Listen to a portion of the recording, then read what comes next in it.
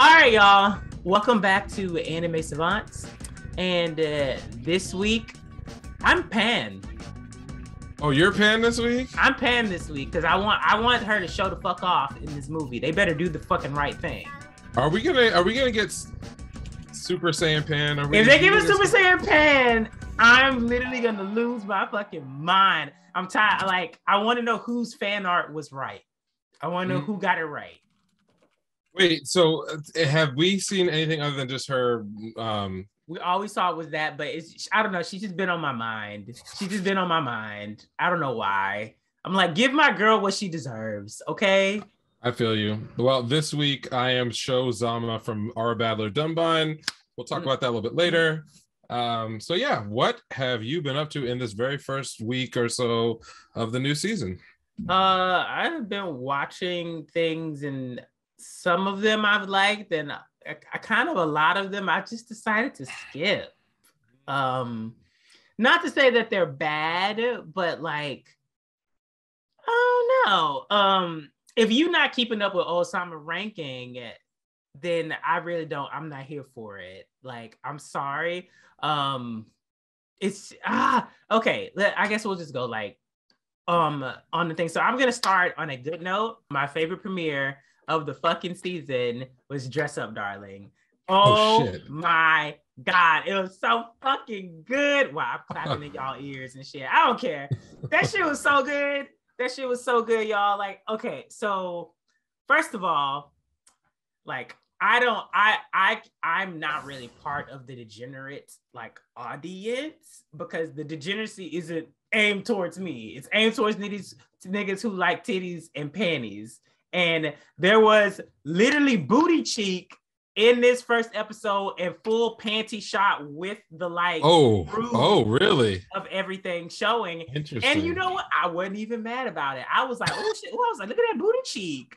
I was like, they put a booty cheek in here. They cheeked him up. That's serious. They put that like and then homegirl, she had her little dress on. She did a quick little turn. And them burgundy fucking thong panties popped up, and I was like, "What is this? Okay. What are we doing?" I was like, "Wow!" Which, you know, in a sense, I was like, "All right, listen." I was like, "Yeah, he's gonna be like dressing them, and you know, he has to get measurements, and we're gonna have to like." Blah, blah, blah, blah. So I was like, "Yeah, that makes sense." But there were some very like, you know, unexpected sensual moments, but also the main heroine is like an entire mood. Like, I think she might be like best girl of the year, like already, because the personification of her character is just like, I like the shit that I like, and if you don't like it, that's none of my business, because with my shit's none of your business in the first place. Yeah, no, like, I'm saying I mentioned to you that like I was guessing that this show would kind of lean into those characters in a good way, and it wouldn't be like the fan service is kind of, it's weird because it's a kind of a more mature, but still fan servicey. So and like she read the fucking main character, the filth. I mean, not like in a condescending and rude way. She was literally just like, you shouldn't be worrying about what other people are thinking of you. Like, you should literally just be like fucking living your life. Like, those people don't give a fuck about you until the moment that they make fun of you and then go away. Like, so why would you give a fuck about the great lessons? But my favorite part about the fucking show was that the main heroine literally gets hit on, and then a guy sees her like anime shit like on her bag and starts making fun of her, and she's just like, get the fuck out of my face. Get the fuck out of my face. And then at the end of the episode, she goes into a rant and she's like, isn't it good to just like enjoy the shit that you fucking enjoy? She was like, I like this cosplay shit because I like this character. Like, that's my bitch. And I fucks with her heavily. Yeah. And I want to like bring her into like my real life. Yeah, to make the girl the degenerate weeb. Yes. Like, yes. Like that idea by itself is its own kind of subversion. It shouldn't be at this point, but it is. Hot. She's so fucking hot, man. And it's like, but that's also, it makes it more endearing in a way where I'm like, you are so confident in yourself that like you aren't superficial. You literally are just like, yeah, I look like this, but like I look like this because like some of my favorite like animes and shit, I'm like, I like that style. Oh, I'm gonna emulate that. Oh, I'm gonna make that my own. And then she was just like, I'm just hot, but I still fucks heavily with this shit. So like,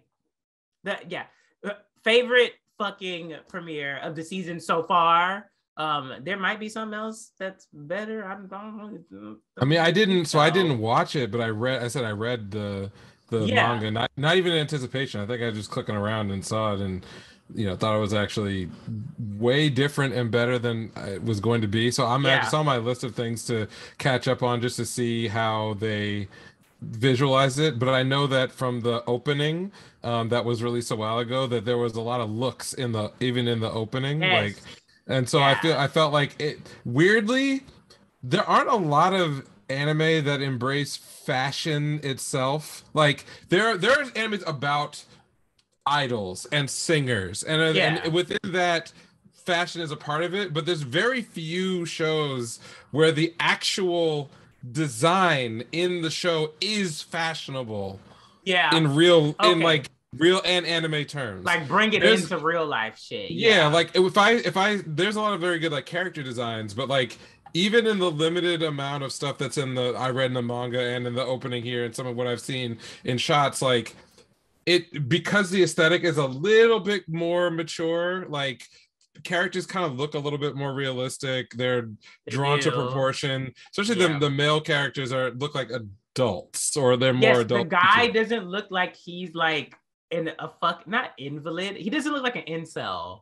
Yeah, he's not. He's just so that plus how cute all the girls are, and the fact that like they try to create a little bit of a backstory for the series, which are all made up for the show. I think like that idea sets it apart from just straight up fan service thing about either a up and coming idol or a pervy dude who likes to look at women's clothes. Like you could take that story and make it a lot shittier and also have fashion that's not good. This actually does have good fashion in it. And some of the stuff on the actual dolls is definitely like hand drawn from real stuff. So that's what I remember from the manga. So sounds good that the anime is also living up to that. I'm super looking forward to it, and everyone else has been like, it only gets better from here. So you pack, agree. Get ready. I would agree. All right, well, good. I'm glad that it delivered, because several other things did not deliver this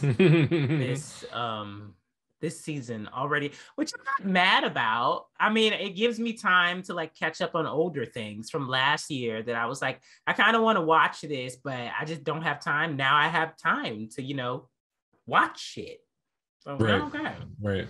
What did you watch?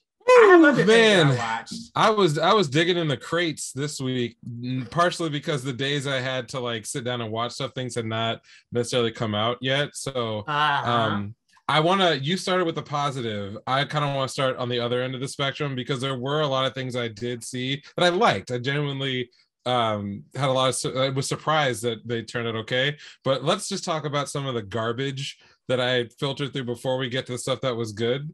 So I think my irritation threshold was set because I went and I actually watched, I think this season's, it's not a big show, but it's a show that came from the biggest pile of money, which is Girls Frontline. That mobile game. Yeah. So that's the big that I've been aware of that mobile franchise. That? Oh, did I watch episode 1? Oh man.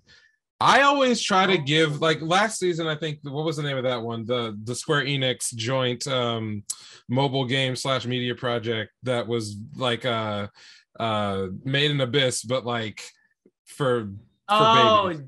deep something, whatever that was. I watched that one not because I had any interest in following it, but I knew that there was a lot of money behind it, so I was curious how they would actually take this premise and try to do something with that money pile, because there are some good examples of that working out just fine. Like it's not always a wash, but I normally ignore that stuff because it's like Tact came out. Yeah, Tact was great. It was actually great. So just took a look at Girls Frontline, expected to not like it. If my threshold was sort of at like low, it underperformed aggressively. And I was just filled with despair for the people who this is made for, because it's clearly not made for me. You felt bad for them?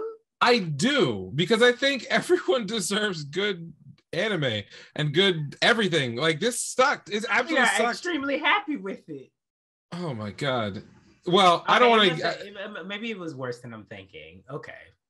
So I'm gathering from watching the show that the gaming part of Girls Frontline that's not gacha is a tower defense game. Yeah, so that's my best guess of what it is. Fair play to the producers for trying to introduce that aspect of the game to the real grounded world that it's supposed to take place in. But it just showed immediately, like, just I don't even say lack of realism. It's like girls in their underwear shooting guns at each other it's been done a million times, so I'm not like against the premise. It's always, but it was just boring. It was so boring. Imagine trying to sell somebody on this series who had never, played the gacha games. Oh, watch this anime. It'll get you, it'll teach you everything. No, if I watch this anime, I would want nothing to do with this game. That's really not even the purpose. I know, and I know the purpose of it is for people who are addicted to the game to have some of their favorite shit in motion. Yeah, but it's also, again, with these like piles of money, because that's all these gacha games are, just giant money piles. They don't spend any of it on the shit that actually matters. Well, you know what? Ironically, even though they are some sharks, and they are who they are. MiHoYo, the people behind Genshin Impact, they have a full-on animation studio for one of their games where they release like full like animated music video and I'm sure they look fine. I'm sure they look great. No, but also the story is actually like good. So it's just like if we use it is being done well elsewhere, but you are right that like these people literally, because in a lot of gachas, story kind of is ass. Like, it doesn't really fucking matter. You literally are there for the unit. Like, you're like, oh, this unit looks cute and it's meta. That means I'm gonna beat all these niggas in PvP. I'm getting it. I'm getting that person. Blah blah blah blah. And so of course it's like a fever dream. You're like, oh my god, it's anime. Look at her. Oh my god, yeah. Like that's literally all it is. Which it's perfect for them because it's going to sell more figurines. They're going to sell the DVD sets. Yes, they're gonna have a limited gacha character with the DVD Blu-ray set. Like they're going to make even more money just when off you of half-assing the anime. When you got a money pile, I want to see backs getting blown out. Like as far as like putting the money into the production. I want to like be backs getting blown out. I want to see. Oh shit. I mean like. Metaphorically, I want to have my mind. I'll be like, watch Osama Ranking because them niggas are going. But also, Asahi Productions, which was behind this, did Peach Boy Riverside this year, which I think is underrated. But I watched the first episode of that one. Yeah, but a lot of people really liked it, and from what I understand about the series, like there's some good, decent writing in there, and those who were fans of the light novel, I think it was light novel. We're really into it and they did a good job. So it wasn't like this is a complete garbage team that was, leveraged to do this. They were just hired. They were, and it sucks. Yeah. So that I don't want to go on too much about that one because that was just a series. I was not expecting that to come out of your mouth. Oh my god! I always try every season to just look at things that I'm totally not interested in. Next one, that was absolute ass was Rusted Armors or Saburo no Armor, which is like someone just said take a look at this because it is based on some Chinese folklore stuff, and so it was a little this one, and I was just like, I was done almost within 3 minutes. Like I don't even know what to say. The shit is fucking cheap. It's just cheap. Ooh. And like you could tell from like they didn't even bother to put the real animation in the opening, like what I'm saying, the opening credits. It was garbage from the beginning. It's CGI. The characters look terrible. I turned that shit off in 3 minutes. Fuck that. No good. What? Moving on because I don't want to give it more time than it deserves. The one that really pissed me off and made me just like sad for everyone who's on the riding that bottom tier of this season's anime is Strongest Sage with the Weakest Crest. Now we talked about this, that it's JC staff It's already a derivative premise. So there's an opportunity here that maybe something interesting could be done, because this is the whole like it's not an isekai, it's a returner story. So that's all the wave and like webtoons and a lot of the light novels that are very popular. And I assume this comes out of a light novel, which I will now absolutely never have anything to do with. But the structure fits exactly with the criticism that we've been making of these types of series, of all these types of like almost identical light novels. And so basically they just assume you, the viewer or the reader, has read enough of these types of stories that you know all of the cliches and all the tropes, and you just sort of bake those into your brain going in, so they don't have to explain anything to you. It's like, oh yeah, remember I don't know, I'm gonna use SAO as an example, but remember SAO, this is just SAO with this twist. And they don't, like that level of laziness. In this case, the premise is the main character achieved the highest level of power, but could not get to the final level because he was born with the wrong crests. Okay. And he reincarnates himself after beating the demons in his timeline in the future. We don't know how long in the future, so that he could be reborn again, but with the power that he wants to get whatever out. I don't even know, because they spend like 2 minutes talking through his motivations for, I guess, killing himself and then reincarnating. And then we skip to when he's like 15 years old. So you don't get like any of the stuff that like Paladin did, for example, last season, where there was an investment in getting to know that character. Or I've only just started watching Mushoku Tensei, but again, the idea of like, okay, we're gonna see the early years of this character to establish all the world and all the rules, so that then we can.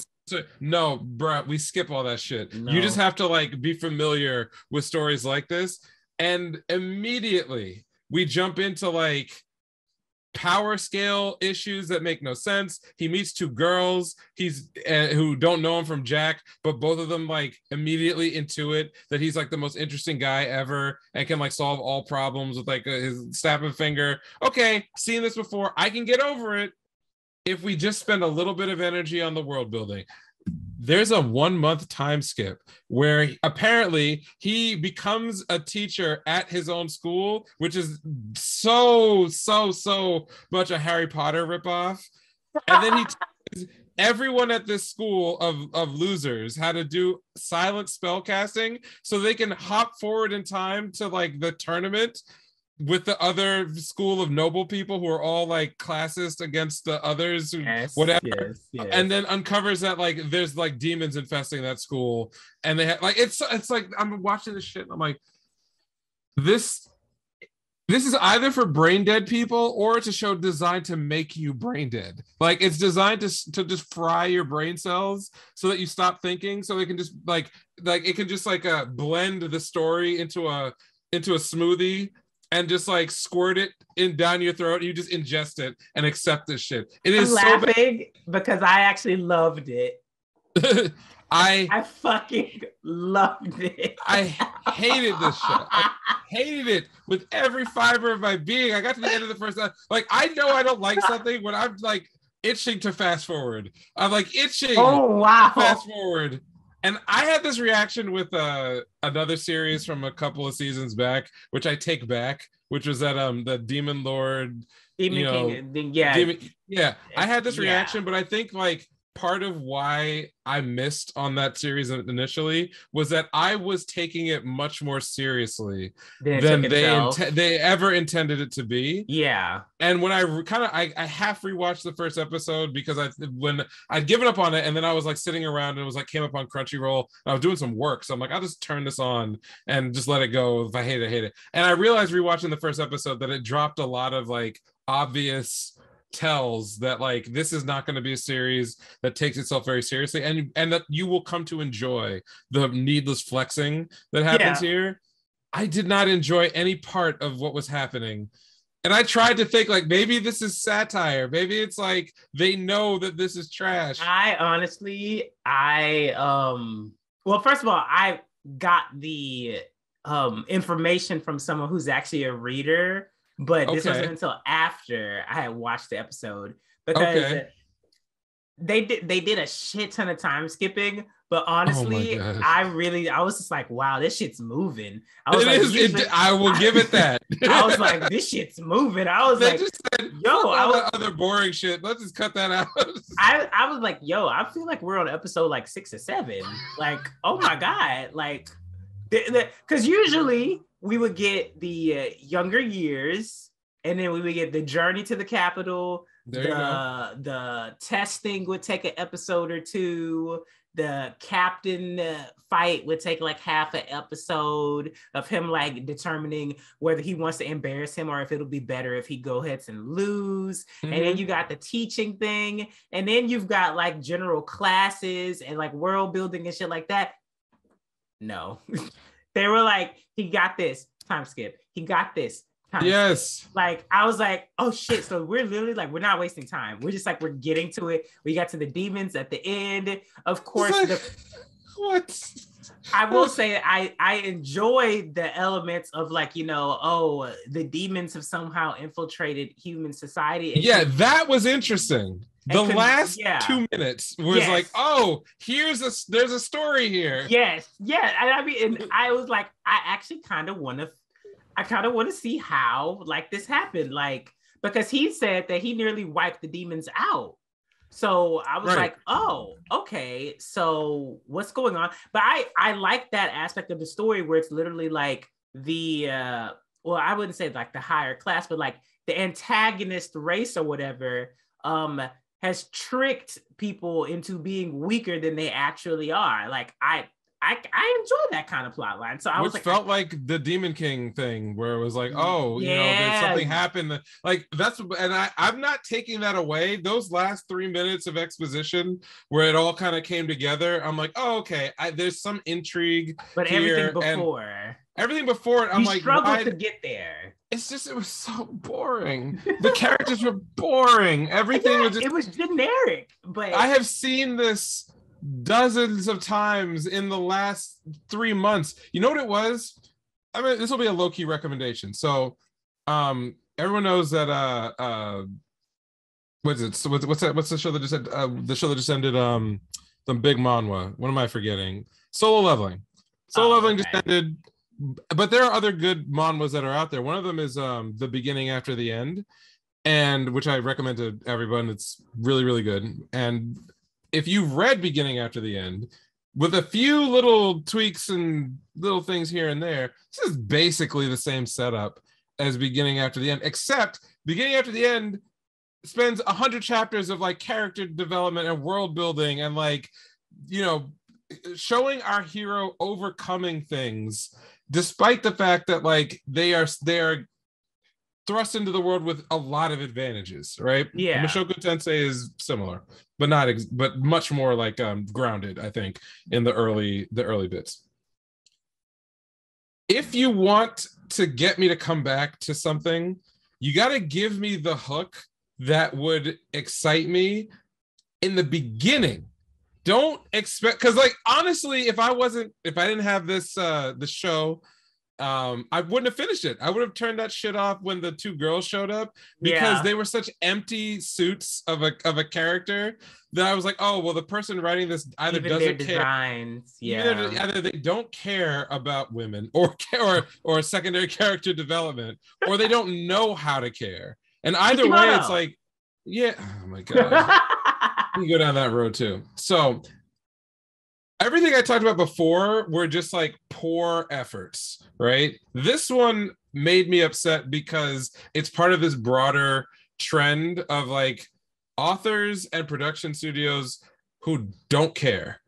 They like, listen, light novels are great. There's an audience for exactly this. They're here for the money. Yeah, and like we're gonna shit this out, and we're not gonna put anything into it that's unique or interesting or literally try something. I don't care what it is. Like, try some different special effects. Or say, you know what, we can't animate our way out of a paper bag. We're gonna give you some awesome background art, or we're gonna do like something to like put your stamp on it, to be like, listen, even if there's all these other generic elements, they invested here and they're attempting something. Give them credit. There was nothing for me. There was nothing in that. So that upset me to my soul. I'm not saying that if you're a light novel reader, you aren't going to get what you want, because clearly you know what this is about. I was informed that they literally jammed like 50 chapters into that first episode. Of course they did. Of course they fucking did. It felt like they jammed a whole series into the episode. Yeah, so like I had literally someone, they were just like, I have no idea where they're gonna fucking go, because they've literally put almost the majority of the shit in the first episode. So I was like, okay. Yeah. Well, then instead of watching this, you can go and read beginning after the end and get basically the same story, or you can do yourself a favor and read another one of the recommendations I gave weeks ago, The Book Eating Magician, if you want like the same vibe, but like something that actually looks unique. Webtoon recommended that to me, like when I like went in to read Tower of God, and I was like, bitch, get that out of my face. I was like, I'm in the Tower of God right now. Yeah, right. Yeah, so anyway, that's where I stand on that. So these are things that I watched that triggered negativity in my soul, and I needed things to wash that clean. But before I go any further, are there some other stuff that was on your list that maybe we did not see before we get on to the things we probably both watched? Oh yes, Sasaki to Miyano. There we go.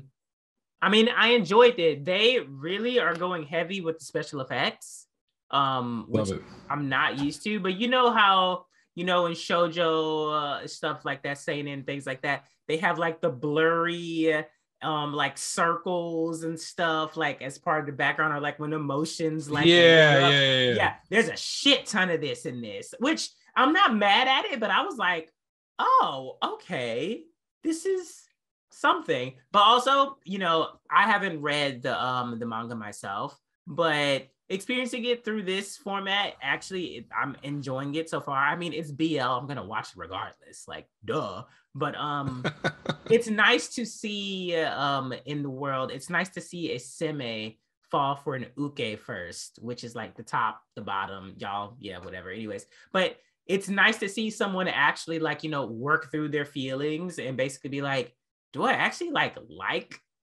this guy?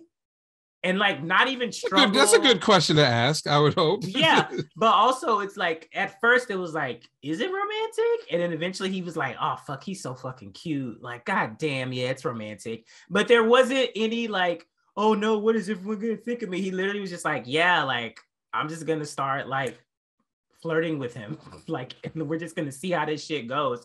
And it also helps that the other guy is a Fudanshi. And so like he's unwittingly like sharing like BL shit with him, not knowing that the guy actually likes him, and that's why he's reading the BL manga. So yeah, like it's literally just like cute shit. So like that's cute.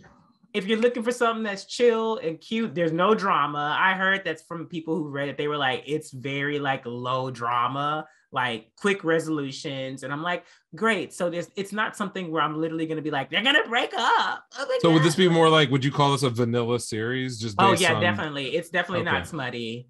If you want smut, go watch Twittering Birds Never Fly. I also meant from the point of view of like it's very straightforward, like there are maybe some twists but you kind of know what you're getting from episode 1 to... And they also have a really good voice cast behind it. The guy who plays Inosuke is one of the supporting characters. Oh shit, like a really prominent role, and I'm like, what the hell? There was someone else's voice that I recognized, but I'm gonna have to go back. But yeah, apparently like the voice cast is like stacked on the show, and I'm like, wow. I was like, for a BL. But good. That means we'll get more.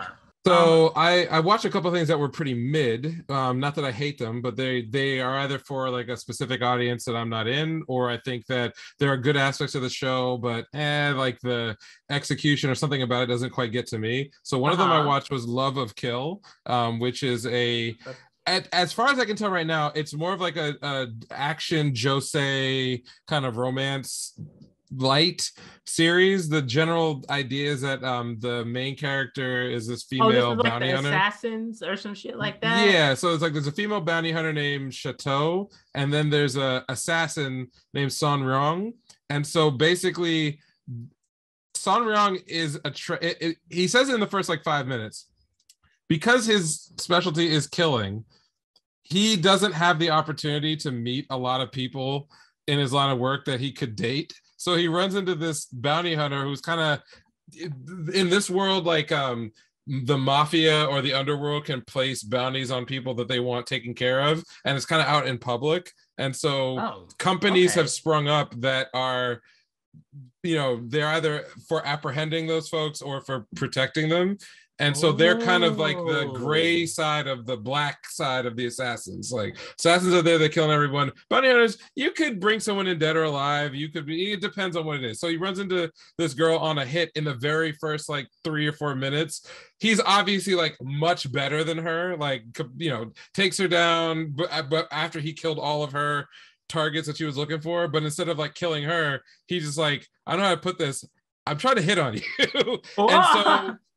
And so, like, there are aspects of this that are somewhat unique and interesting as far as, like, a romance goes. But also, I think, like, this feels like something written by someone who doesn't know what romance is. Like, the main character is sort of this, like, cold fish type person who we learn maybe at the end has had some traumatic things that happened to her that means that, like, obviously she's not receptive to a lot of any kind of advance about anything. She's kind of just like work focused and has a family background that I'm sure plays into like what happened here, because even her boss is like, you know, I'm happy you work for us and I'm happy that you're doing such a great job, but like, you don't need to be in this line of work given that you come from a good family and and she's kind of like, I'm doing it anyway. and so like that's on the one hand, I'm like, okay, she's not like a person obviously out looking for romance. And then San Ryong is a fucking psychopath. Okay, this person is a psychopath. Even in the weird world that they're in, which is on the one hand very realistically drawn, like a lot of street scenes, city scenes, people going about their business. There's that kind of takes place around Christmas time. This episode does. So like it seemed like if you had transplanted some of those scenes into like a slice of life, it wouldn't have felt like you were in a weird semi-fantasy alt history situation. Okay. But he is a murderer. He is killing people all through this episode. He starts out he starts out the episode killing like 7 execution style. I'm not talking like, you know, acrobatics and all that shit. He's just a very efficient assassin. Someone gets shot in the head, like dead on, and you see it in the first 90 seconds of the episode starting. But his way of flirting with the main character is that every time she gets a bounty, he kills that person first and then gives it to her. Like, you know, like cats will bring you a dead bird. He'll send her a video of like, oh, is this your bounty? And the guy's like, and he's got like a gun on him. And it's you know, like, and it's not even, and it sounds funny when I say it, and he's laughing, but like the rest of the way the show is constructed, no one else is fucking laughing. This guy is like he's absolutely out of his mind. And the last half of the episode is basically him bothering her so often. Like there's a scene where she gets a call on her phone, and then she's like, I don't know this number, she hangs up, and then you just see like call to call to call to call to call, like comedically on the screen. He's been blowing her phone up. She won't answer. So he corners her at a bar and basically says like, I'm going to keep killing all of your bounties and giving them to you. So you're not going to work. You're going to be rich, but you're never going to work again. All I want is a fucking date.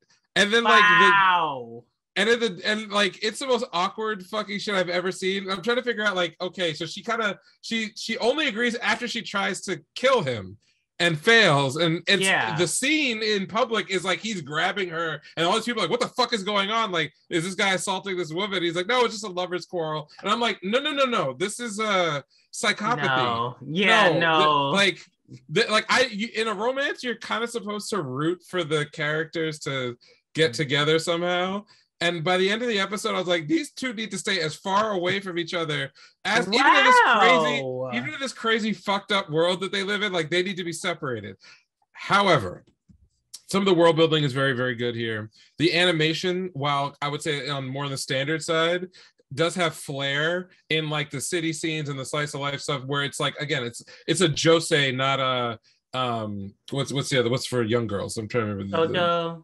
Yes, it's a josei, not shoujo. So it's more adult. People get murked in this series, and I can only imagine that like later on when they switch into like doing missions and things like that, like people are going to get absolutely wiped out in brutal fashion. Some of the intrigue around Chateau's backstory, because they show at the end of the episode she was originally found in the backseat of a taxi where the driver had been assassinated. So something is there, and they imply that like her and Son Ryung are somehow related to each other, not like by blood, but like they share something. Yeah. And the other thing that I like is that while Son Ryung is an actual psychopath, and I do not want their romance to work out, he's a very interesting character, because when you see shots of his life, it is very like sad, you know, like he's this amazing assassin who is so great at everything else, but like he's like brushing his teeth in his like shitty fucking apartment, and like he knows that like he needs that other part of his life to be alive. And so this is like weirdly him struggling to like build a real human relationship with somebody, but he's doing it in the only way he knows how to do, which is being a psychopathic murderer.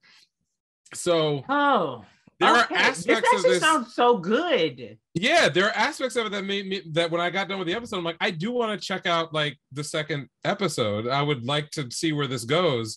But there are also things where I'm like, this was written by an incel, and also like these characters need to never see each other again. That's going to probably be the inverse feeling I have about, was it Spy Family? Yeah, right. Like, because I think in that case, everyone is a psychopath there as well, and a horrible killer, and should never be associated with each other. But the heart of that series is the fact that like they're all wearing masks, but they start to become a family, like as a part of their like, because the whole gimmick is they are experiencing all of the sort of like little trials that like families go through, but they're doing it from the point of view of spies and murdering assassins. So like I remember I read a little like short on the manga where they're trying to get the daughter into this prestigious private school because that would allow them to get access to a target that they need to get information from. But they have to have an interview with the headmaster of the school to sort of like vet whether the girl, who is not their real daughter, is like fit for the school. And in their heads, they're thinking about like a chess move with like spy stuff and everything else, but they're having the same anxiety that a parent would have about like thinking that they need to do the best for their kid to get them into a good school. So it's like taking a real life situation that's relatable to like people in our world, but then twisting it for comedy, you know, right, and drama.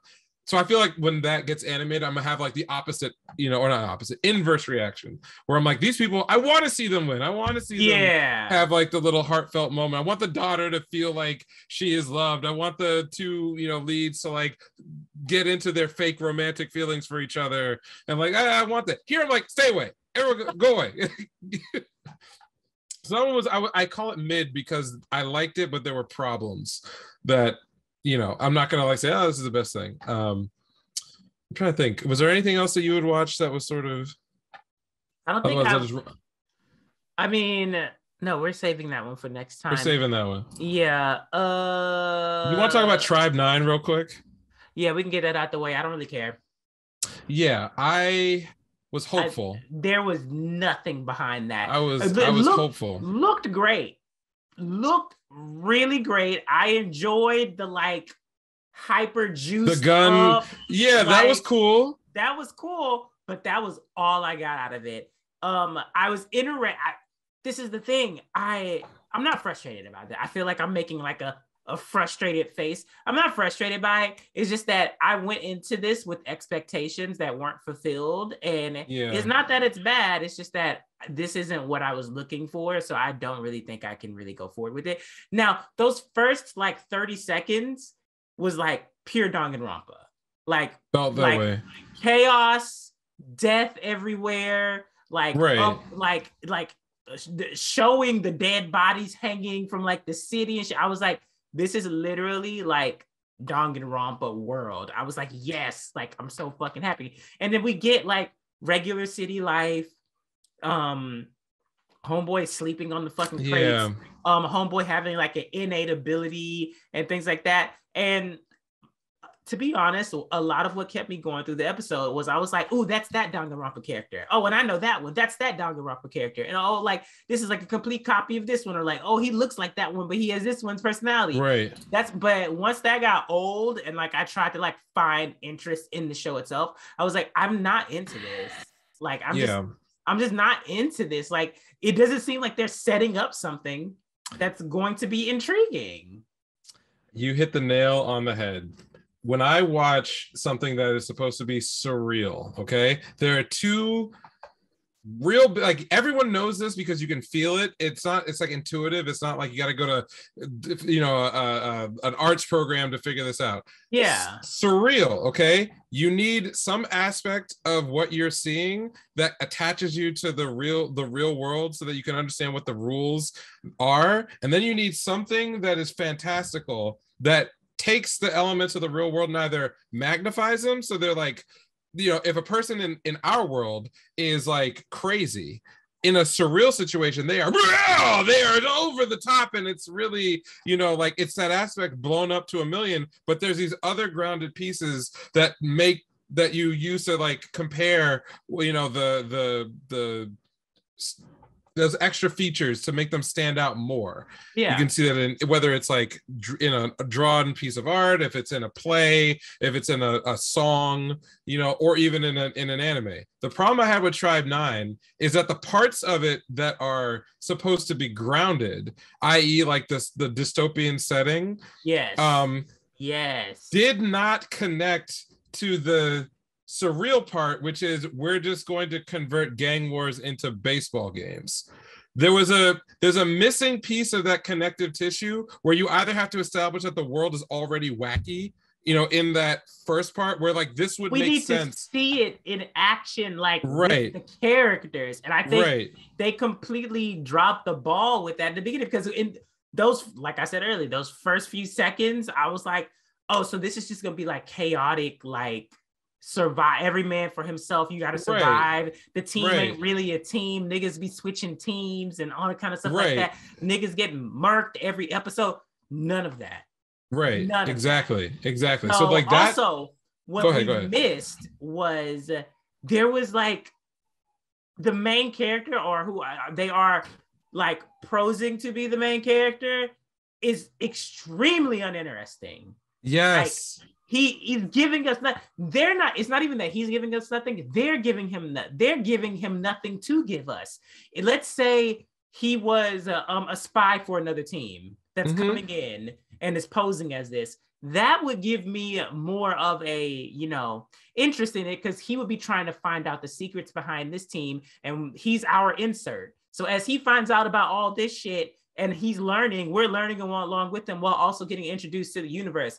We get anything like that. The nigga literally was just like a random kid on the street who just has really good reflexes.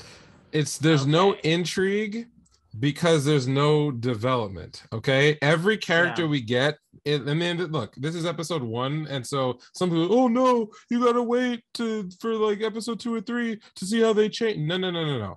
Okay, you have to present to me exactly who these people are going in, so I can appreciate in 2 or 3 episodes a change or an explanation or something else. Why, who, what, how, when. These types of details, they don't have to be like a 15-minute piece of exposition, but like whether it's the tuna dude getting off the boat or like this random kid getting his ass whipped in the alley, how did he get there? What are the stakes for what's going on? Even if it is the case that like, when I think of something like this, like when I think of an original, like a recent original that like got me from episode 1, I think of Decadence. I think of how they got us in the intro. Her daddy was there. She was out there when she wasn't supposed to be there. Throughout the entire episode, we know what her purpose is, what her initial goals are. And then we also see Kasuga, whatever the fuck his name was. We see Homeboy in the background constantly doing sketch shit.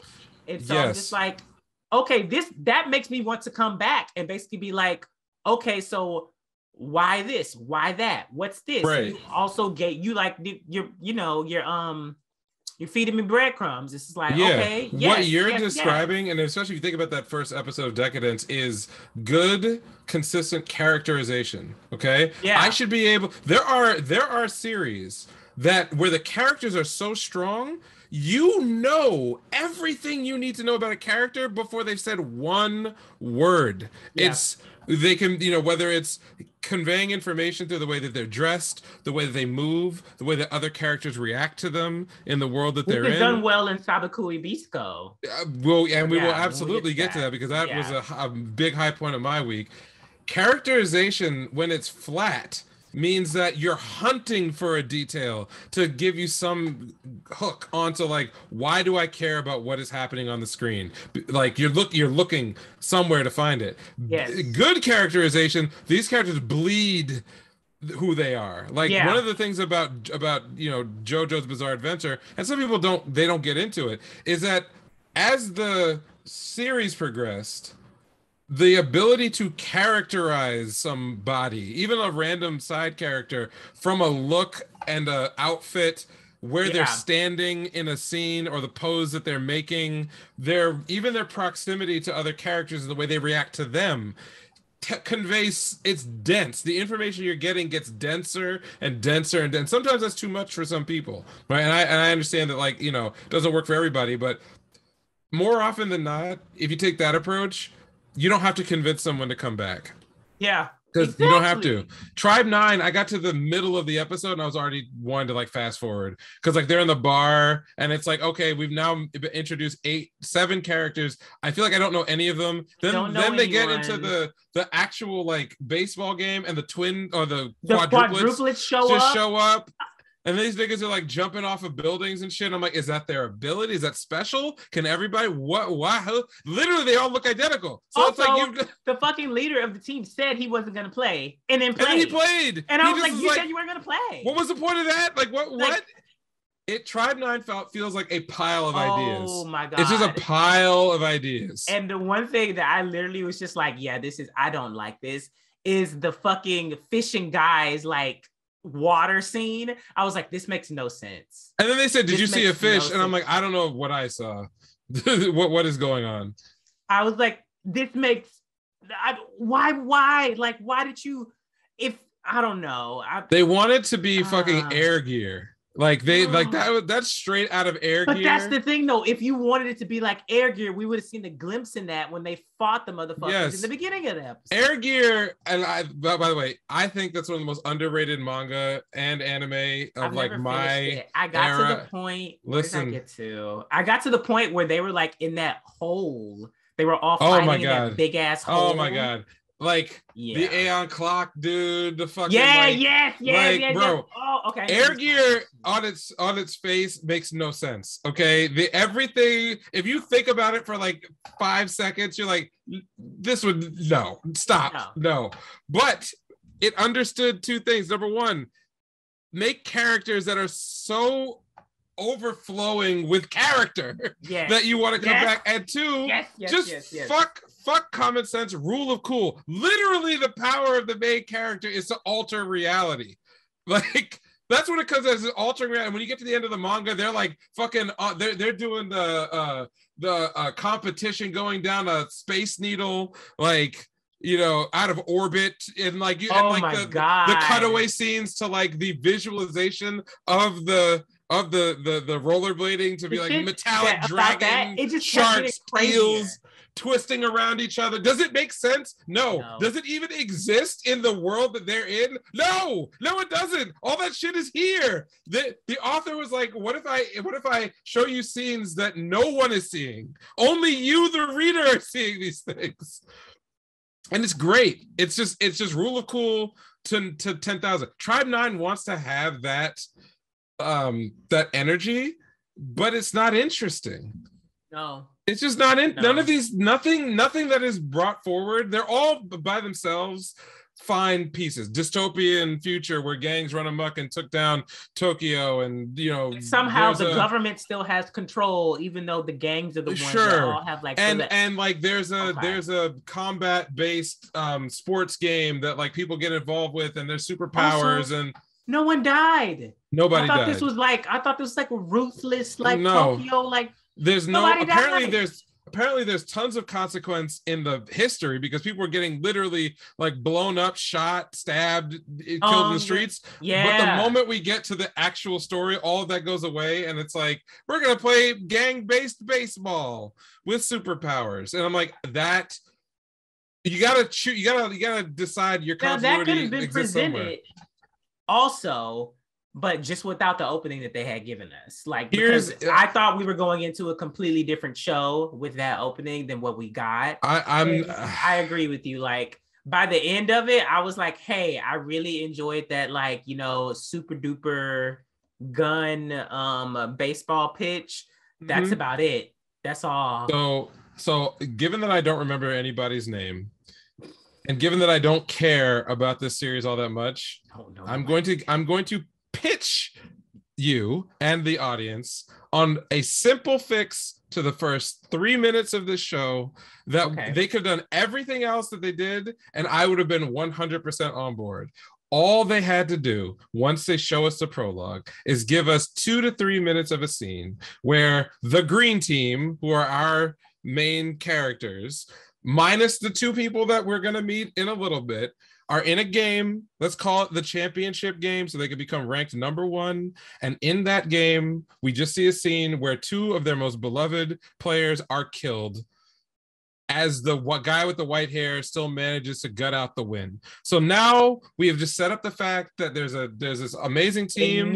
They were great, but now they need people. They're shorthanded. A brutal thing has happened on scene. So now we know what the consequences of this game being played at the highest level. We've positioned them as the underdogs, even though they're technically overdogs because they, you know, had got this great ranking. But because now we've removed 2 characters that, by the way, we don't need to do anything with them, or you can be like, here's the drama. The 2 people who are coming in have to replace these 2 beloved members, and that's the internal strife of like, they need these people because acceptance from other right. And if you want to have the white-haired guy be sort of like a mentor, you know, leader person in the vein of a Kakashi or in the vein of like a Satoru Gojo, but sort of do it in the scheme of this world, it can just be that when he saw them in the alley, he saw something in them, that he saw greatness, and that the team needed it. But the team is not going to just accept these people who don't know anything about this game, who don't know the hardships that they've gone through and are not part of their team, to just be in there. So all of the struggles on a, you know, week-to-week basis about the baseball part are just driven by not the flat characters that we know nothing about. It's driven by them becoming a team, which is a very straightforward shonen sports battle manga anime. Which I would have stuck around for some shit like that. Yeah, there's a very simple structure. And then if you want to keep literally everything else the same, now I'm invested. But because you didn't do any of those things, you didn't show me any consequences, you didn't give me a good reason to really care about their inclusion, you didn't introduce the green team and why should you give a fuck that they want to be ranked number 1 or what they've gone through, because you didn't do any of that shit, I don't care. What's it, Stephen A. Smith? Let me tell you right now, we don't care. I'm here to tell you right now. We don't care. We don't care. Damn. I'm gonna have to get that sound clip in here. Okay. Yeah, we gotta get that in there. Well, yeah, okay. Yeah, we've kind of ripped that one to shreds unintentionally. Yes. Let's talk about something we definitely liked. So what did you feel about Sabakui Bisco? I got the feel. Now, this is like the complete opposite. I'm getting 100%. I'm getting all the vibes of like, this is gonna be some banger shit. Like, I'm getting, and it's not by Toonami, but I'm getting like nostalgic Toonami vibes where like I randomly caught this show on Toonami and I watched the first episode and I'm like, oh shit, like what is this? Like, what? How many episodes? Wait, is this the first episode? Oh fuck it, what time is it? All right, Saturday 11:30 here every Saturday from now on. We're watching this shit. Okay, so let's even go back to like the characters that show up and immediately have been personified. The sister As soon as I saw her on the fucking screen, I was like, I know exactly what kind of character you are. I knew it. Yep, exactly. I know exactly what kind of character you are. And she followed through on it at the end of the episode without like, you know, I don't know, like they didn't have to shove it down our throat. I literally was just like, you know, me being a person who has watched a lot of anime, has seen similar characters, I have a feeling that she is going to go down this line. Now, the intriguing thing is, and this is what I love about it, is that they're dropping hints everywhere. Every scene, every conversation, something is going on, and they're like constantly world building. The entire time they're constantly world building, and we don't understand it yet, but I feel like once we get to the end and we go back, and like I feel like this is gonna be a good like rewatch show where it's gonna be like, this is what they were talking about. We heard this in the background. This is what the mushroom was for. That's where that mushroom came from. So blah, blah, blah, blah, like this thing. And who is Sabikui? Who are the actual monks? What's going on over here? What are the different pieces of Japan? What's going on with the rest of the world? How come Homeboy doesn't really give a fuck about the city and it's just letting it fucking devolve into chaos? And like, I'm so interested. Now, I will say that it wasn't the most like amazing, like, wow, like I'm super engaged first episode of the season for me personally. But as far as like seeing like I don't know, god awful how many first episodes I've seen, the entirety of this, the mystery, the character design, the music was really, oh my God, the music was so music was good. Oh my God. Oh, that's what I forgot to say about Tribe 9. Tribe 9's music was insane. I don't know who the fuck is behind that track. There were so many tracks in that shit where I was like, this is saving this. It's not enough to completely save it, but the music in Tribe 9 was phenomenal. Now, back to Substitutes though. The music was great. Characters were great. World building was great. I'm literally like, as soon as the first episode was over, I was like, I want more. Like right now. Like I just want more. Like I think even Sabikui, did he even say much? He had like the whole episode. He had maybe 10 lines. Well, he kind of did. Oh, so the structure, so we can talk a little bit about that. So the structure of the episode was present day and a flashback. So the flashback was, we didn't know how long in the past it was, and it wasn't clear that it was in the past yet. You know, because when you first see it, but basically you have Bisco who is at the border to get into the country or the part of the Japan, because it seems like Japan has been broken up into these sort of autonomously controlled zones that may or may not really cooperate with each other. So he's at the border with a big old cart trying to get in, but he has his face covered, and we see on the wall the wanted poster for this character, and it's a back and forth between him and the border inspection people who, you know, the excuse is the machine is broken, and so, you know, they have this chat about who he is and where he comes from and about this criminal. So the whole, if you take all that together, that is to establish what the people of the world think about what we know is likely to be our main character. And the implication is that these are the rumors, and then through the course of the show or the episode, we're going to learn who this real person is. But it's great because it builds up the main character as being this like very feared individual. It gave me a lot of Trigun vibes, partially because it was in the desert. I've been seeing people say that a lot, that they got Trigun vibes from it. Yeah. I mean, you could, if that isn't your metaphor of choice or comparison, maybe you could think about man, what is it? Manji 100-Man Slayer. Why am I forgetting the name of it? Oh man, I'm forgetting the other anime. But bottom line is like the idea of building up your main character that way is great, because like now we can do the unreliable narrator sort of story without an actual narrator, right? Because we then spend the rest of the episode in present time with news stories and people on the street and everything else casually talking about. I'm getting the vibe it's going to be like a dual protagonist series, not just. It is because so it's Milo and Bisco are the sort of deuteronomous protagonists. I think that's how you say it.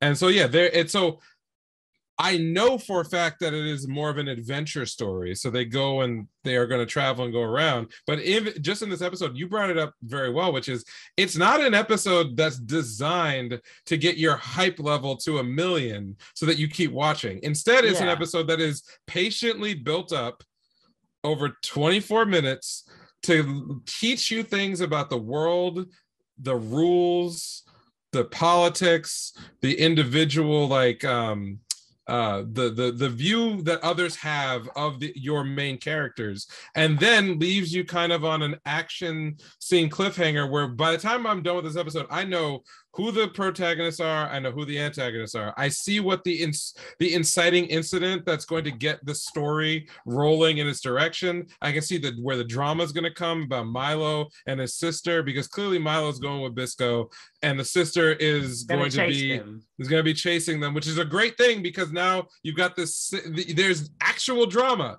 What are the roots of drama? It's a conflict over ideology between characters that can't separate themselves from each other. Milo wants to save his sister's life. His sister thinks that Bisco is a criminal. Clearly she loves her brother. They both care about each other. They're both very stubborn. Meanwhile, she's sick and he's on his mission to cure her, and she's on a mission to stop him from curing her, but she doesn't know it. So like so I don't need anything else. I don't need the governor. And we got all of that from the first episode. Yeah, I don't need any of these other. I don't even really need the world building. Once you give me that core, that's a story whose resolution I am now interested in. But add on top of that, build on top of it. There you go. Here we got corrupt mayor guy coming in. Yes. We got the people with the pink bunny rabbit fucking. Yeah, that was very interesting. We got the glimpses of Sabikui fighting in the desert, and they got like fucking machine guns coming out at his ass. Right. There's fucking Crab. The Crab motherfucker is apparently a part of this as well. There's all these teases of interesting, weird shit. And I like weird shit. Like, and you know who was delivering the mushrooms before Sabikui got there? Exactly. Or like and then having a lot of the MacGuffin of the series being themed around mushrooms is just funny to me. But you know what it reminded me of? Dorohedoro. That was also a theme of Dorohedoro, and you have it in the same kind of dystopian kind of world, and there's layers even with Milo, because we meet him when he's treating people at a brothel, but he's treating like regular people, and we already know that he's a genuinely good person. Like I didn't know anything. I went in with no expectations, so I was wondering if like maybe when we get out of the scene when he's in the brothel being this like really nice guy, that we find out that like actually there's like a dark side or something to his character. I mean, he's doing things that are illegal, so like that whole he goes and he buys the mushrooms, based off of like, you know, that the rules, their rules. Yeah. But like, actually, he was doing it for a good thing, and he was helping. So he's a good guy, genuinely good person, and so that's great because we know that now we have two main characters who the public appreciation for them or their view is opposite. Milo is like a pillar of the community. He's sought after by everybody. He's just a genuinely good-hearted person. He doesn't want to harm people. He helps the poor. He helps the sick, and it's implied that like he could be rich and have anything he wanted if he was willing to like give up on the regular people. And his ideology says I could never do that. So that's great because Bisco is a wanted criminal. It's clear that like he is doing things like these mushrooms that he's shooting everywhere are causing mayhem. But the idea that like he's this like murderous psychopath has not been demonstrated at all. And so these are two characters who probably the reason why they're going to get along is because they are very similar to each other, but the way they're going to be presented is going to be very opposite. Again, that's drama. That's it. It's just basic elements of style. And it looks good. And it sounds good. Yes. And it ain't cheap. And it feels original. And it's weird, but not so weird that I don't know what's going on. Yes. Agreed. Great. I'm happy. Yes. Very, very happy. Let's see. I have one other show I want to talk about, but before we get to that, is there anything else on your radar that either you have seen a bit more of, some returners, anything like that? I didn't watch a second episode of Orient, nor I will not be doing that. I think I'm gonna treat Orient the exact same way that I treated Black Clover. I'm just gonna show up after I see a decent Sakuga clip and basically be like, oh, so you guys got a budget now. You figured it out. Okay, I'll watch. But I don't even know if Orient. I don't even know how long that one is. I don't know if it's a 2-core, 1-core, whatever. I think it's a 2. I think it's a 2. I think. Oh, well, then that means they got some money in there somewhere. Yeah, everything. Oh, what? Well, no, I'll save that for news. Yeah, I'll save that for news. Yeah. So, other than that, I don't really have anything else. So I got one more, and this is to me my biggest surprise because it's something I complain about. Oh, it actually has many features I complain about, but somehow it worked out. I don't know how it happened. So that would be the Genius Prince's Guide to Raising a Nation Out of Debt.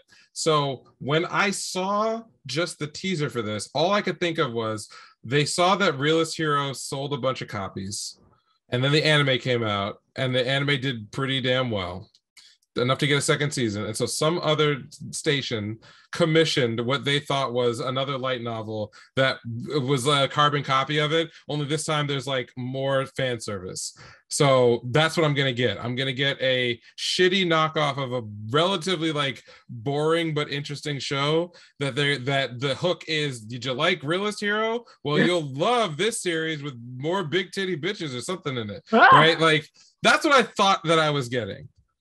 So that's strike one going. It was that I assumed it was like that. Strike two is that in addition to looking like another show that I know like 99% of people are not going to make a carbon copy of, it was going to be a comedy. And you know me and like all comedy is that's a tough hurdle to get over because it all depends on what they think humor is. You know, are we getting another, like I didn't watch Konosuba. I wasn't a big fan of Combatants, and that seems to be what gets greenlit as far as like wacky comedy stuff because it was successful. So I was already going in it with like one eyebrow up, like, okay, motherfuckers, let's see what you got.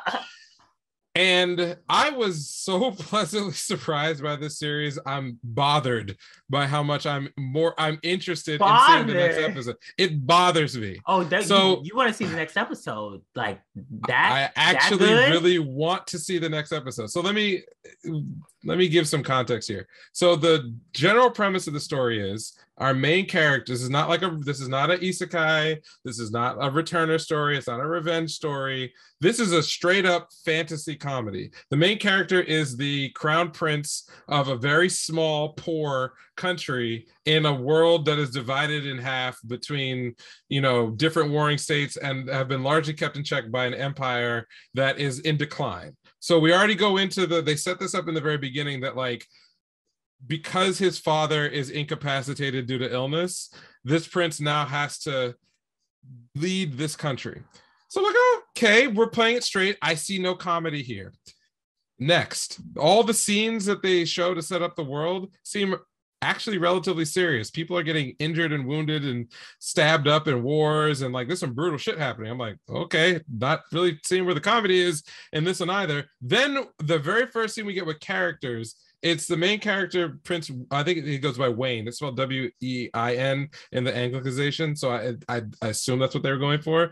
It's him in what would otherwise be a pretty flat and boring meeting with a bunch of his advisors who clearly are infatuated with this guy. They think he is the smartest, most principled, honorable person who gives all the best advice. And they're talking about how like his dad is sick and he's got to run the country. And then, oh man, like, he's the only one with the vision out. And then they walk out of the room. And by the way, he's got his little, a very, very attractively drawn assistant who's an ice queen. Like that's her character. She's very like, I'm like, okay, hit me with the tropes. This guy's gonna give a speech. And the first thing this nigga does when they walk out of the room is sprawl out on his desk and say, oh my God, I am so fucked. This is also fucked. I don't want to be here. I can't wait till I fucking sell this country. Like what? I need I just need it to be, I need the money.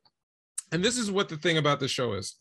The comedy of this show is twofold. There's layer one, which is the dual personality of Wayne, who whenever he's in front of anybody but his assistant, he adopts this very serious, very measured, and very intelligent sounding an authoritative character who everybody believes in. His family believes it, his subordinates believe it, everyone in the country believes it. So he's got a cool and interesting dual personality, good to go. That by itself can create funny moments where like you know that like what's going through his head and what's coming out of his mouth are two completely different things.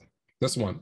Two, his motivation across the entire first episode is, I want to increase the value of this nation so I can sell it and then leave and live in quiet retirement somewhere else. So everything that he's motivated to do that is positive and looks positive to everyone else is driven by a selfish desire that is not laudable at all. He wants to sell everybody out and go. Okay, they play that up. It's not like for funsies. He is 100% committed to this outcome. And that's where we get to, I think, what I won't call it genius, but we'll get to like why the comedy works so well. Because he is not stupid. And nor does he come up with plots that are terrible, but somehow work out by happenstance.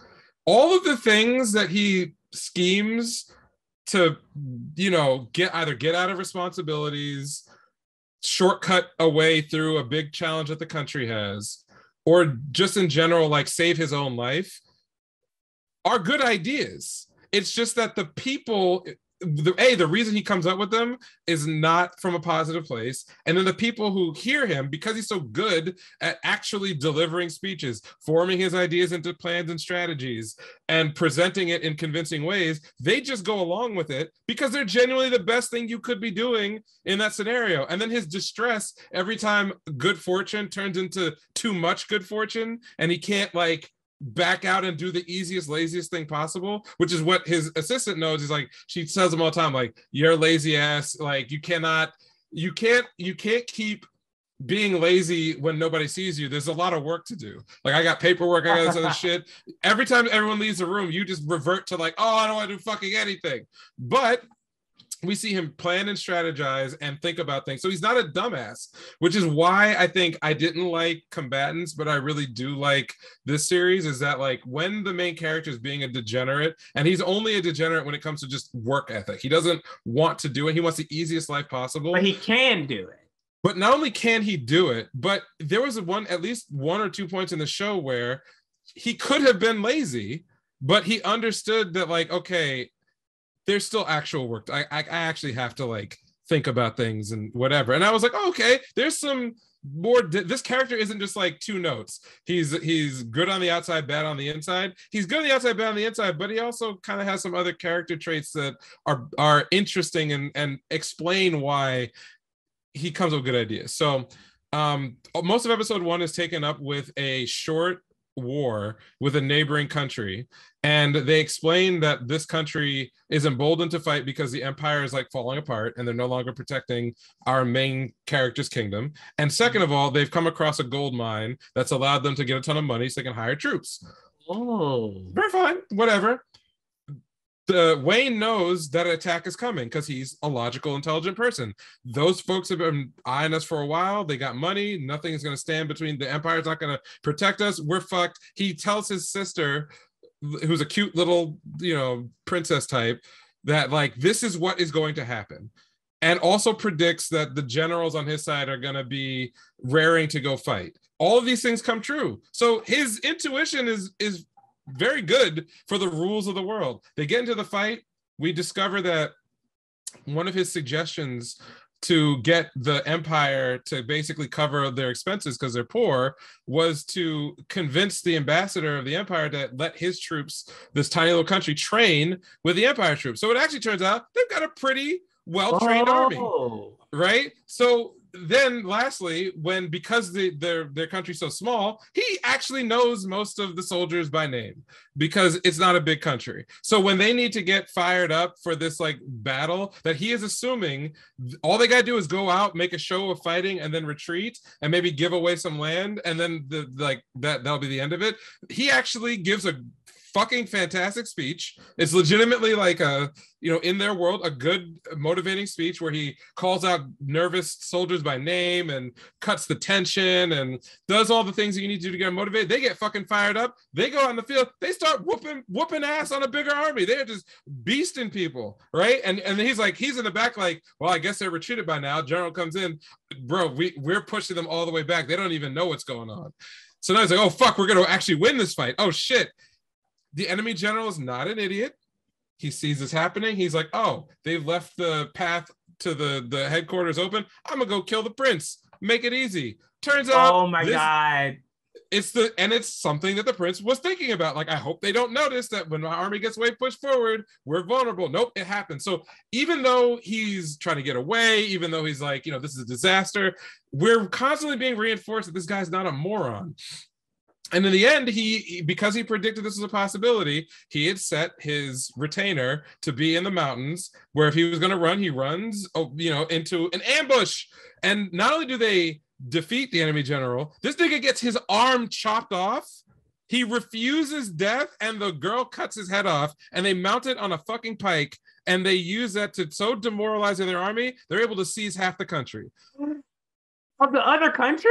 Yeah. So like, and they were like, oh, and the general's like, oh, you know, we've got him on the run. We can take the whole thing. He's like, hold on a minute. We ain't got the manpower to take this country, but we could take the gold mine. And in his head, he's like, well, they'll realize that like moving an army without a plan or anything else is going to be costly and dangerous. And we don't know the enemy's disposition and everything else. The general's like, you're a fucking genius. You're a goddamn genius. That's exactly what we're going to do. And they do it. And you're like, and it's successful. So now the country's got gold mine. So it's like, there's comedy in there, but it's all in this interplay between the inner monologue. I'm gonna have to fucking watch this now. Yeah, so I think it works. In the end, it all works out because it's irony. It's a kind of comedic irony that is played up over and over again, where you kind of are rooting for Wayne to not get ratted out and have good things happen to him and the people around him. But every time he brings up his motivations or lack thereof for doing the right thing, you get a chuckle because you know that it's going to make him like lose his mind when his attempt to not succeeds. Yeah. It's the exact opposite of combatants or Konosuba, where like these are buffoons who get into comedic situations because their delusions of how things are going to work fall apart. And the comedy is in sort of the pratfalls and the misconceptions and the failure, and sometimes the accidental success. Whereas this one, it's all about the accidental success. And like every time it gets big, I assume it's going to get bigger and bigger and bigger. And the misunderstandings are going to go bigger and bigger and bigger. And the people who are like in love with this guy because he's like just the perfect prince, he's so smart, everything else, you feel for them because you know that's not who this guy is. He just wants to sell the country for the maximum amount of money and leave. That is all that he wants to do. So, surprise to me that of the new shit that I watched, this is the one where I'm like, I really want to see when's episode 2 coming out? Wow. Okay. Well, I'm pleasantly surprised. I had written that off. The moment that I saw comedy underneath it, I was like, no. I was ready to be done. No. Damn. So that's like a nice little surprise for this season. And it doesn't look half bad. There are parts of it that are like when they do the army scenes, you get one which is very generic, like, oh, soldiers fighting and people getting stabbed up and killed mercilessly. And then they'll switch to this like tactical scene that's almost it's some of it is CGI, but it's like animated in a fun way. So like it's serious but not too serious. You get a good view of like what's actually going on, but it's played mostly for, well, I would say mostly it's like half comedy, half serious. So like they are doing little visual things also to like push that point that it's both serious and not. And again, a man got fucking beheaded on, not off camera, it happened, and then his head was stuck in a bloody sack on a pike. So there are consequences.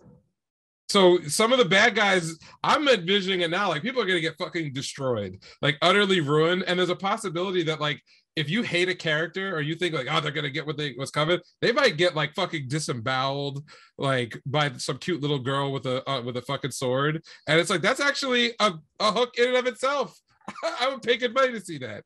So it is what it is. I mean, World Trigger 13 was last week. I'm just telling you, motherfuckers, like that's where the budget is in episode 13 and 14, bro. Yeah, you sent me some clips and then you retweeted a lot of stuff, and I was like, holy shit. Fucking Yuba. It's funny because he doesn't. This is like the only time you're ever gonna see him, at least so far. But like, damn, they said this man is about to get his shine in this episode. And Ninomiya is such a good antagonist to end the arc on, because you think back and half of the episodes were just like people chilling and talking, but like when he's in combat and you see like that side of him, you're like, oh shit, when they want to go out and blow the story up to be doing stuff in the neighbors stuff, I'm looking forward to seeing what the fuck this dude is gonna do to all these other motherfuckers who are out there, because he is wildin'. Yeah, those are some good looking fucking scenes. Like, did they announce another season yet, or is it too close to the manga? Oh, it's not too close to the manga. They can get another season. These motherfuckers better do it. This is when everything is hitting.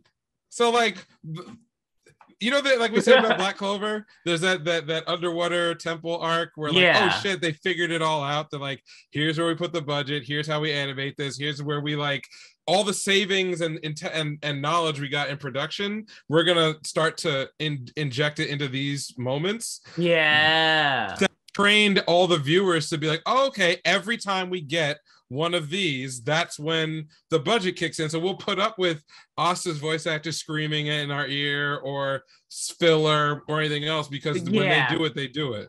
So they finally really, I mean, there were some good fights from a structural point of view in season 1 and 2, but someone showed a side by side of how far the series had come. Of like, there was like one major moment in a fight scene where it's literally the same clip of the guy stabbing down for like 15 seconds because they just didn't animate anything else, to like this shit from episode 13 with fucking Yuba going berserk and Ninomiya like crushing him, all the bombs from what's her name, man, the little girl, whatever, like you're seeing all this I don't know, that's not her name. You're seeing all this shit go off. Also, by the way, they've updated the character designs. Maybe it was just like they got a different group of people doing the animation for the last few episodes, but they look fantastic. Even Chica looked good. Chica kind of was looking a little like, you can see if they time skipped and she was like 18 or 19 years old, like that would be a cute woman. Like like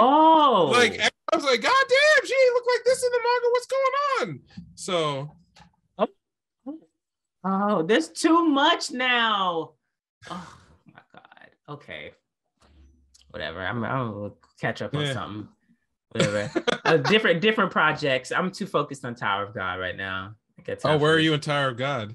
I'm still at the same fucking arc. The dog people. They took out Homeboy when they arrived, even though he helped them.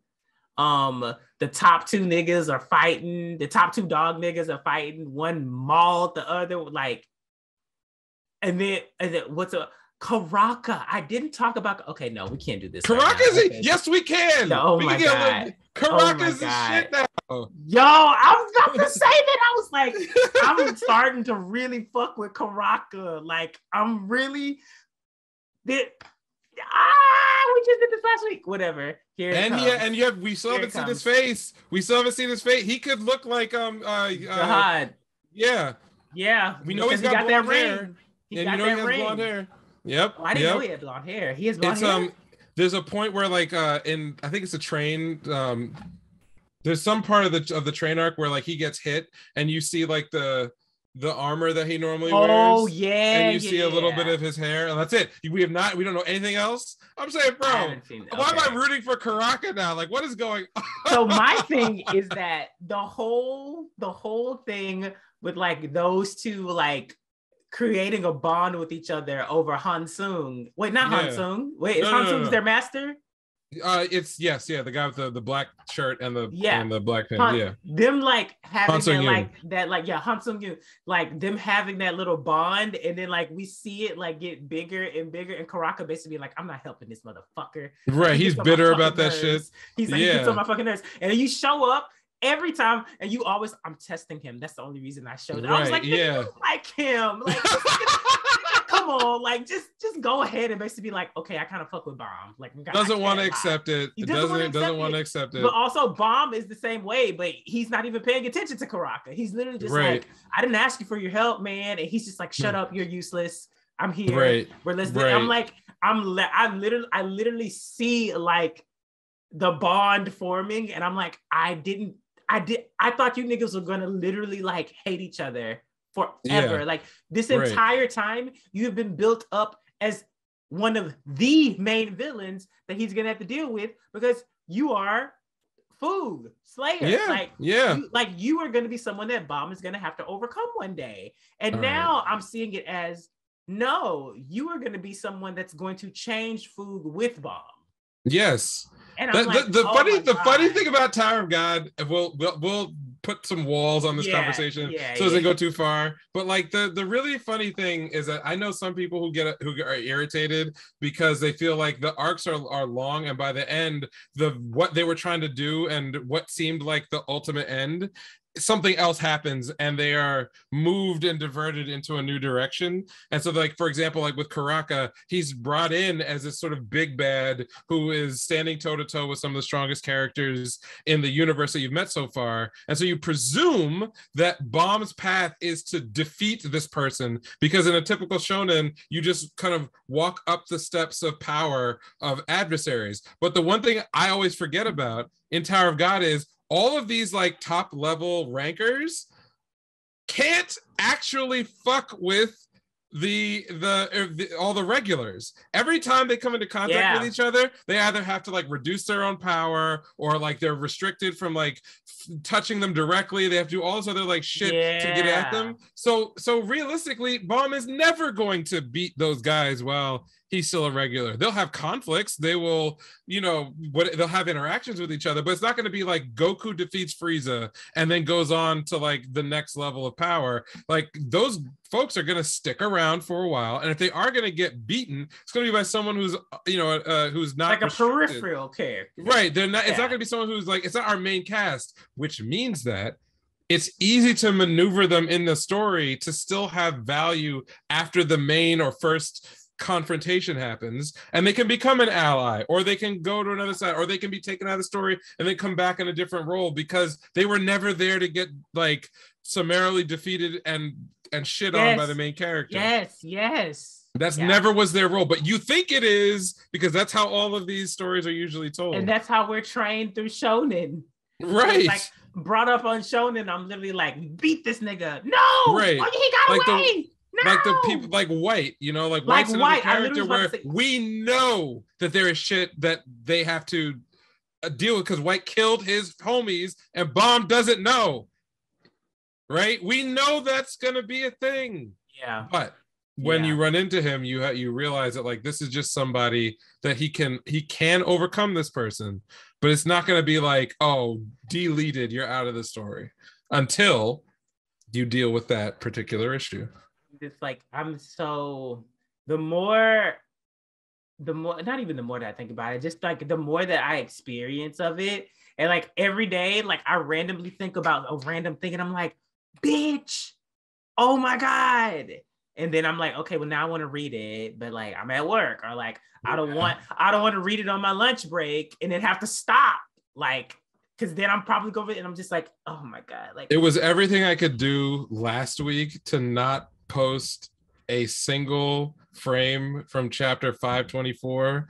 Oh goodness. It was everything in my heart that I needed to do it, and I just said, you know what, out of respect for people who are not caught up yet, I'm going to hold my fire on this one.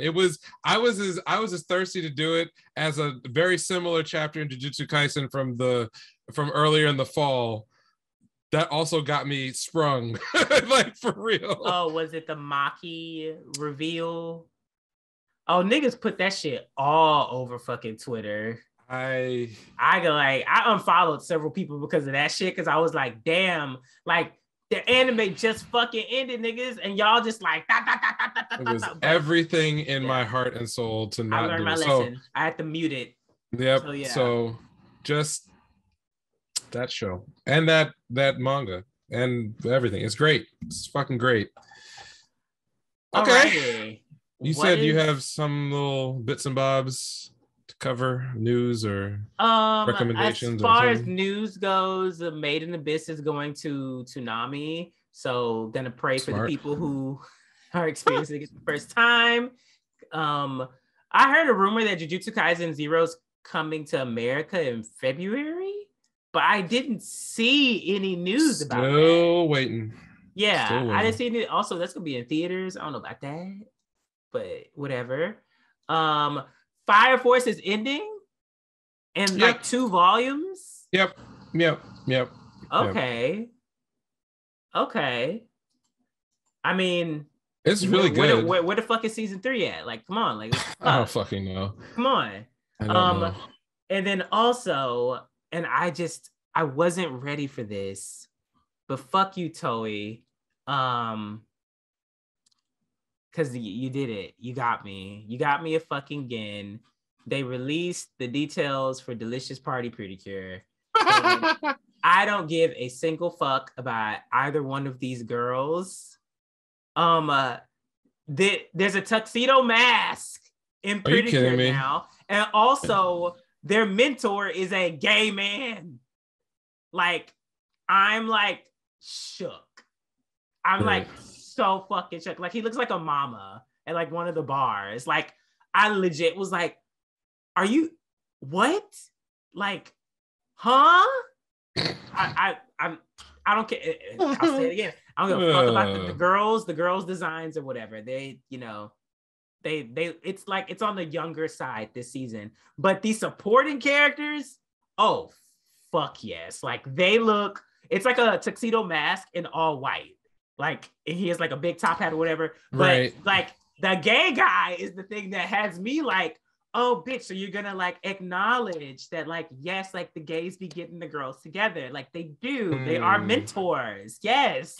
Interesting. I'm gonna see how flamboyant they're gonna let him be. But this character design, I'm like, that is a fagot. So ain't no fucking way. Like, ain't no fucking way.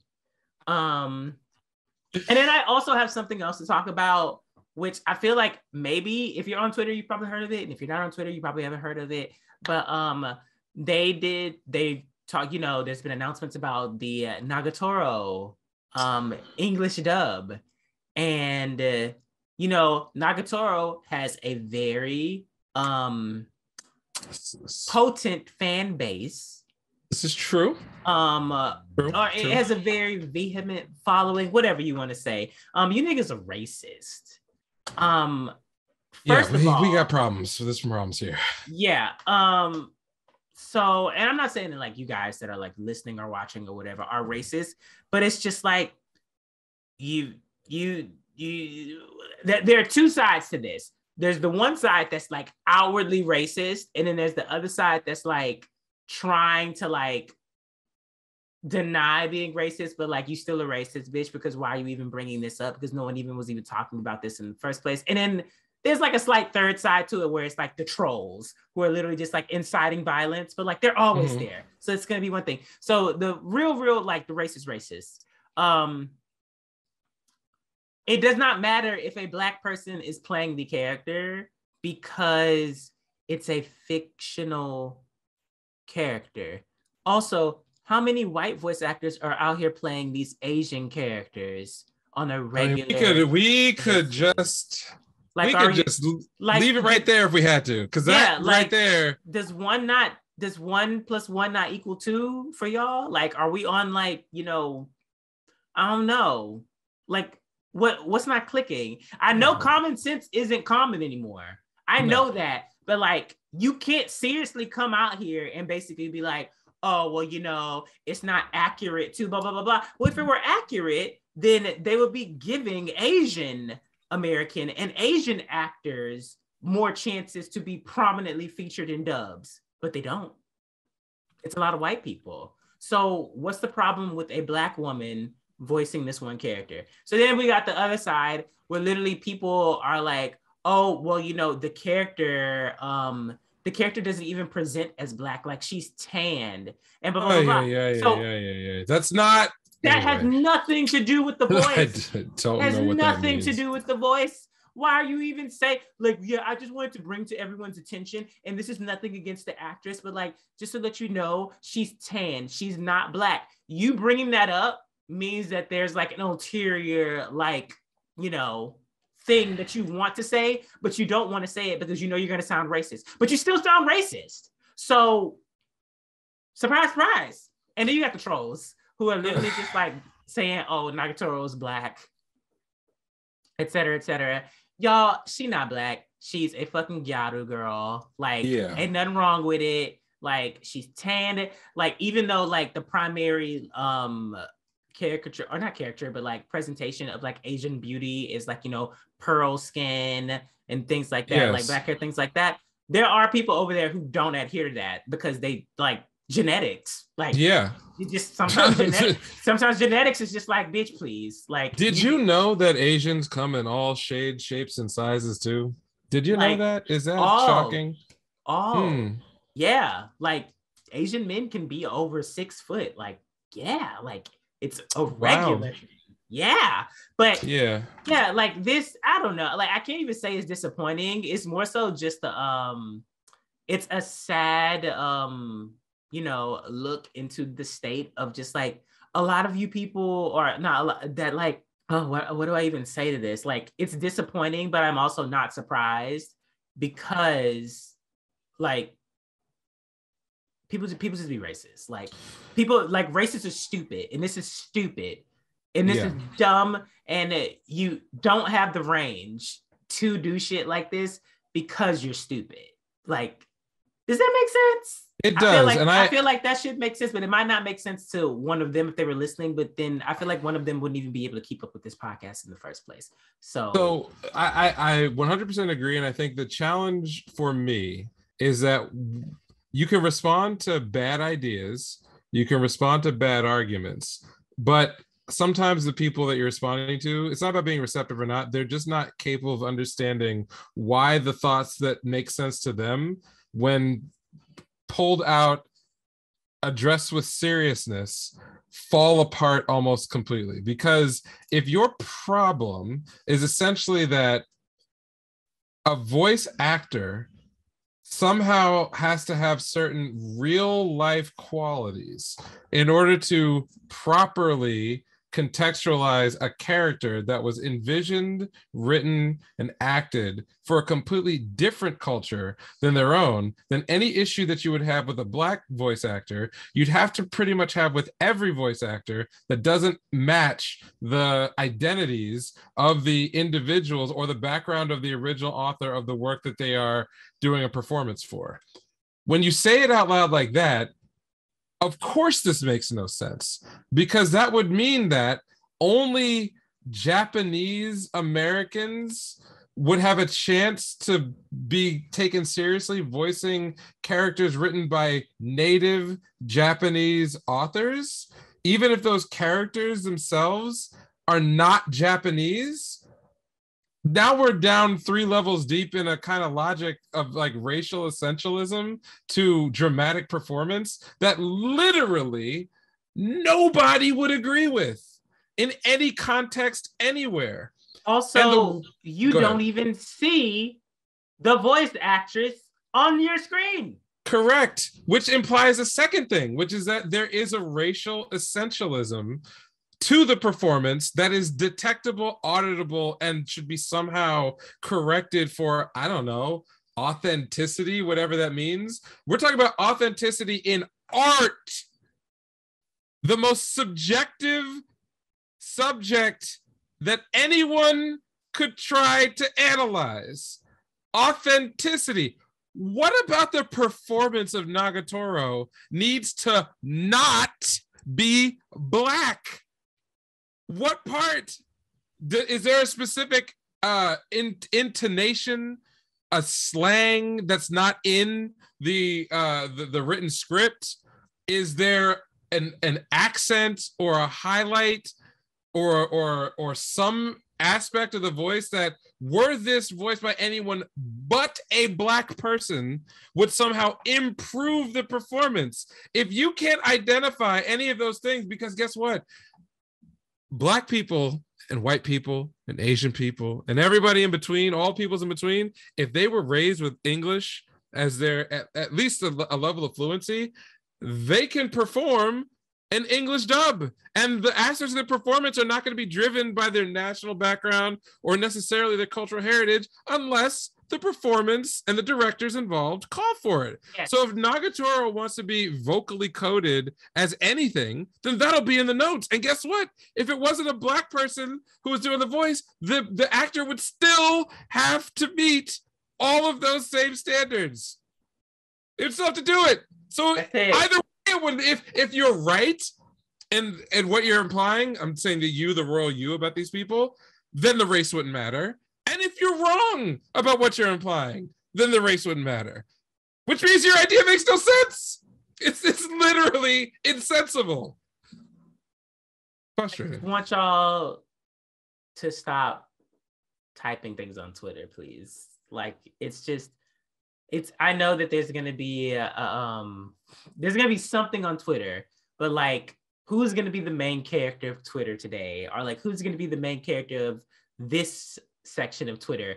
And all too often, the like fandom shit is just so like, it's embarrassing. And I actually saw someone, shout out to Moody Senpai, who kind of like put things into perspective as far as a lot of I don't know about like younger people, but people who lack like their own sense of self-identity. And this goes for like any fandom. I'm talking about like people who stan musicians and all things like that. You like making your fandom like your whole fucking thing to the point where like any insult or slight towards the intellectual property that doesn't even give a fuck about your existence outside of your money. You don't make a dime. You don't make a dime. But the moment that it's insulted or critiqued in any form or fashion, you take it personally and lash out. It's a problem. And I feel like it's like a bigger problem now than it has been ever. And I mean, I've said it before, and I know, everyone can't afford therapy, but there are plenty of free resources out there. So y'all, maybe as opposed to like watching Nagatoro back for like the 10th time, maybe you need to like sit at home with yourself and ask yourself, why are you out here on the internet raging that a Black woman is playing an Asian woman, an Asian teen that doesn't exist? Because at the end of the day, this shit is entertainment, and these characters they're not real. They're not real. This isn't Scarlett Johansson playing like prominent like Asian characters from Asian entertainment. This is not that. This isn't that. Like, now, if they were gonna do a live action of Nagatoro, then I basically would be like, well, listen, hop your ass on backstage. There are plenty of Asian American actresses that are looking for work. Mm-hmm. Get on there. That's not the situation. This is a fictional character. It does not affect you. It does not affect anything. All it affects is the portrayal right.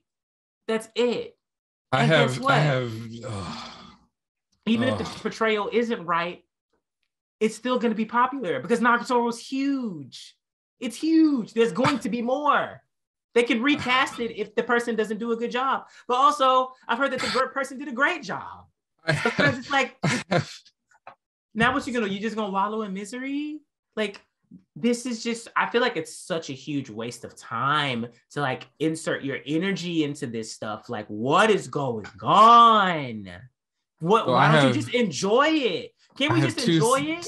Can't we just secondary voice? Oh God. Yo, can't we? It hurts my soul. Can't we just like, like enjoy it and just basically say like, hey, actually, I kind of just prefer the sub over the dub. Like, That's just my personal opinion. There's no outright attack on anyone. It's just like, you know, I kind of think this emotes it a little bit better. That's my opinion. But hey, more exposure for the IP means we get more stuff animated. Yay. Why isn't that the default? Okay. You had 2 more points. They're short. I shouldn't have to say any of these things, but I feel like this is what we're called to do. So Nagatoro has a tan. All right. She has a tan. If you take away Nagatoro's tan, is it any more of a problem that a person of color who is not Asian and also not Japanese is voicing her in an English dub designed for Western audiences? I can't find a single objection to that because almost all the other voice actors on this project are white.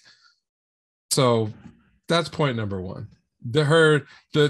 I know one of the reasons why this is an issue for some people is because when Nagatoro, the anime, was first announced, and we got the first teaser pictures and even the first previews, and you see that Nagatoro is a darker skinned character in her portrayal on the show, whatever the reasons for that are, there was already a bunch of weirdness about her skin color.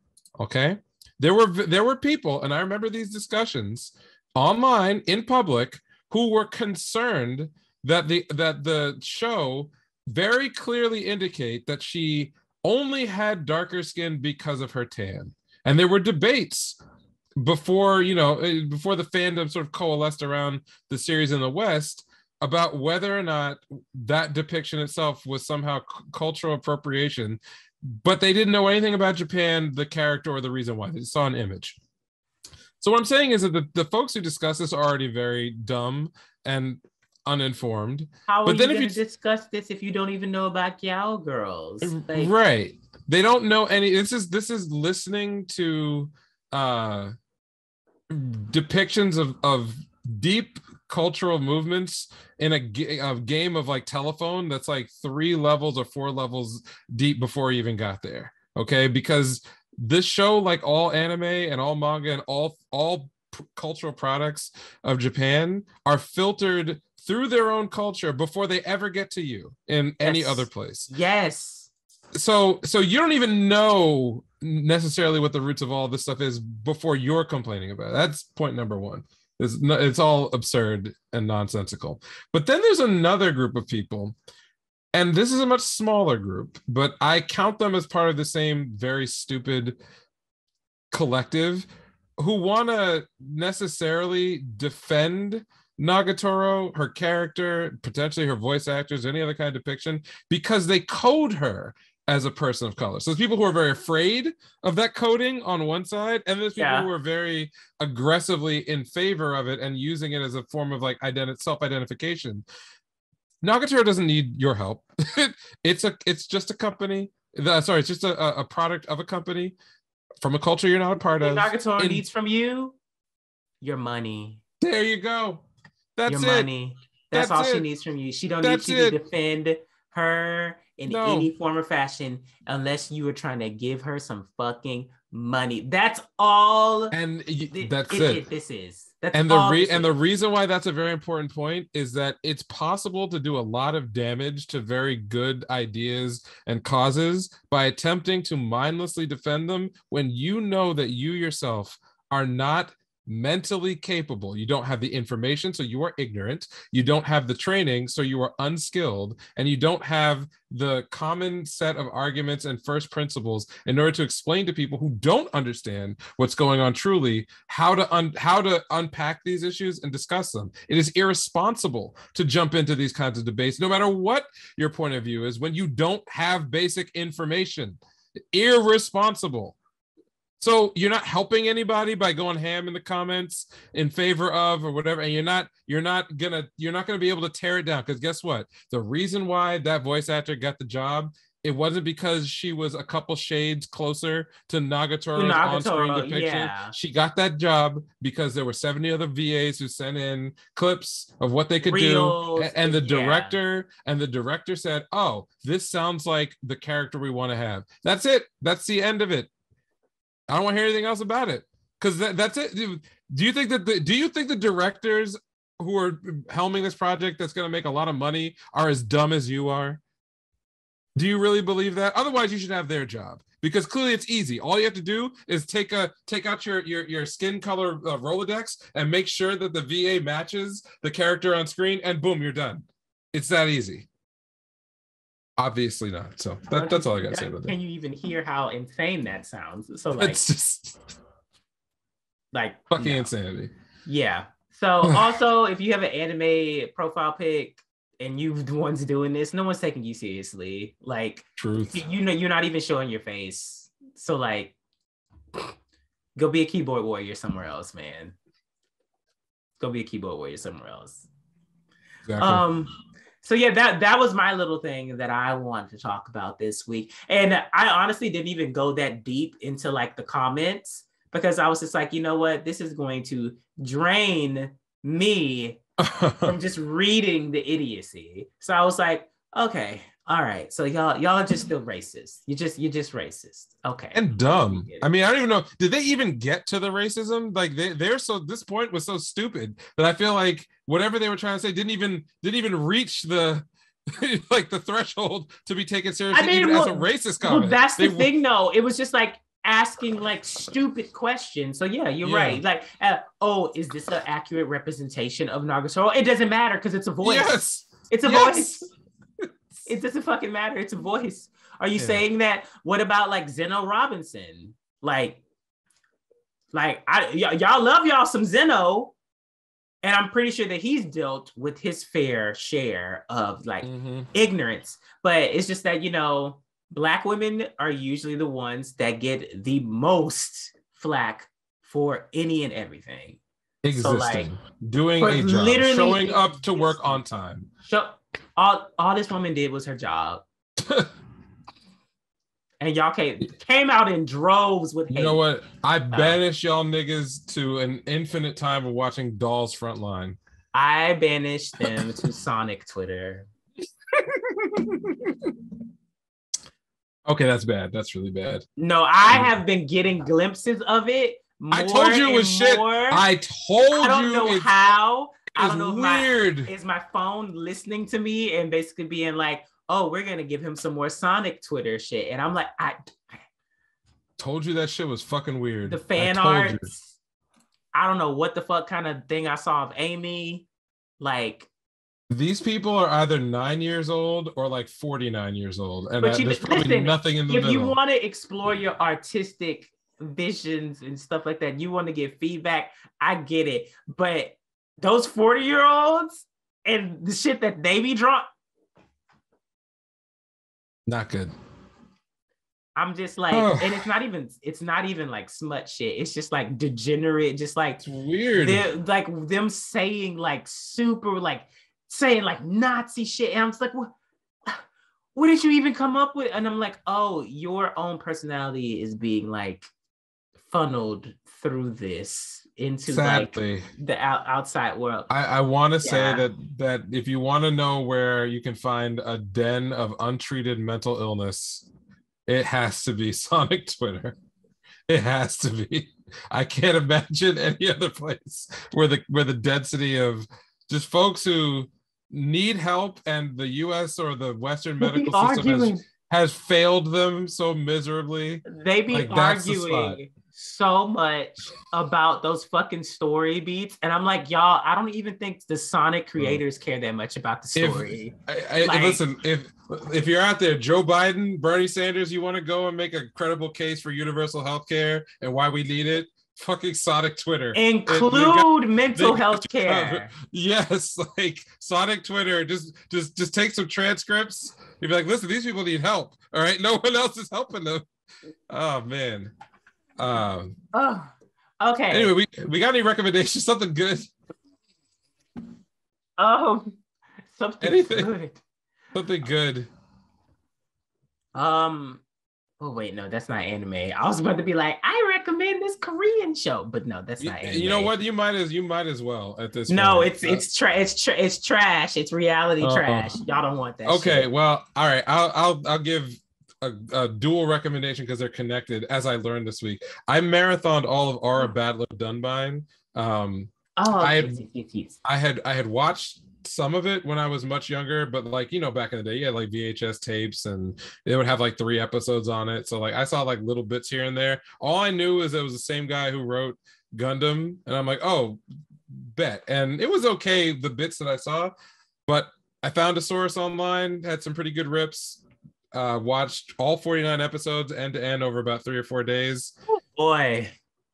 It's good. It's actually really good. You know, one of the things I appreciate now, so Tomino was behind this, and Dunbine was produced basically the year starting the maybe 2 years before Zeta Gundam, and Zeta Gundam started the year after Dunbine went off the air. So watching it now, I see so much of its DNA, Dunbine's DNA, in Zeta Gundam, whether it's just from a strict characterization point of view of the leads and some of the supporting roles, whether it was the methods of storytelling, sort of Tomino's criticism of modern society and of like adults in particular. It's kind of like very, they hold very similar worldviews. And then in particular, like even the way some of the act structure and like the narrative is, I wouldn't say like a carbon copy, because Zeta Gundam is definitely more mature, but Dunbine was clearly the test run for a lot of stuff that wound up in Gundam. So if you're into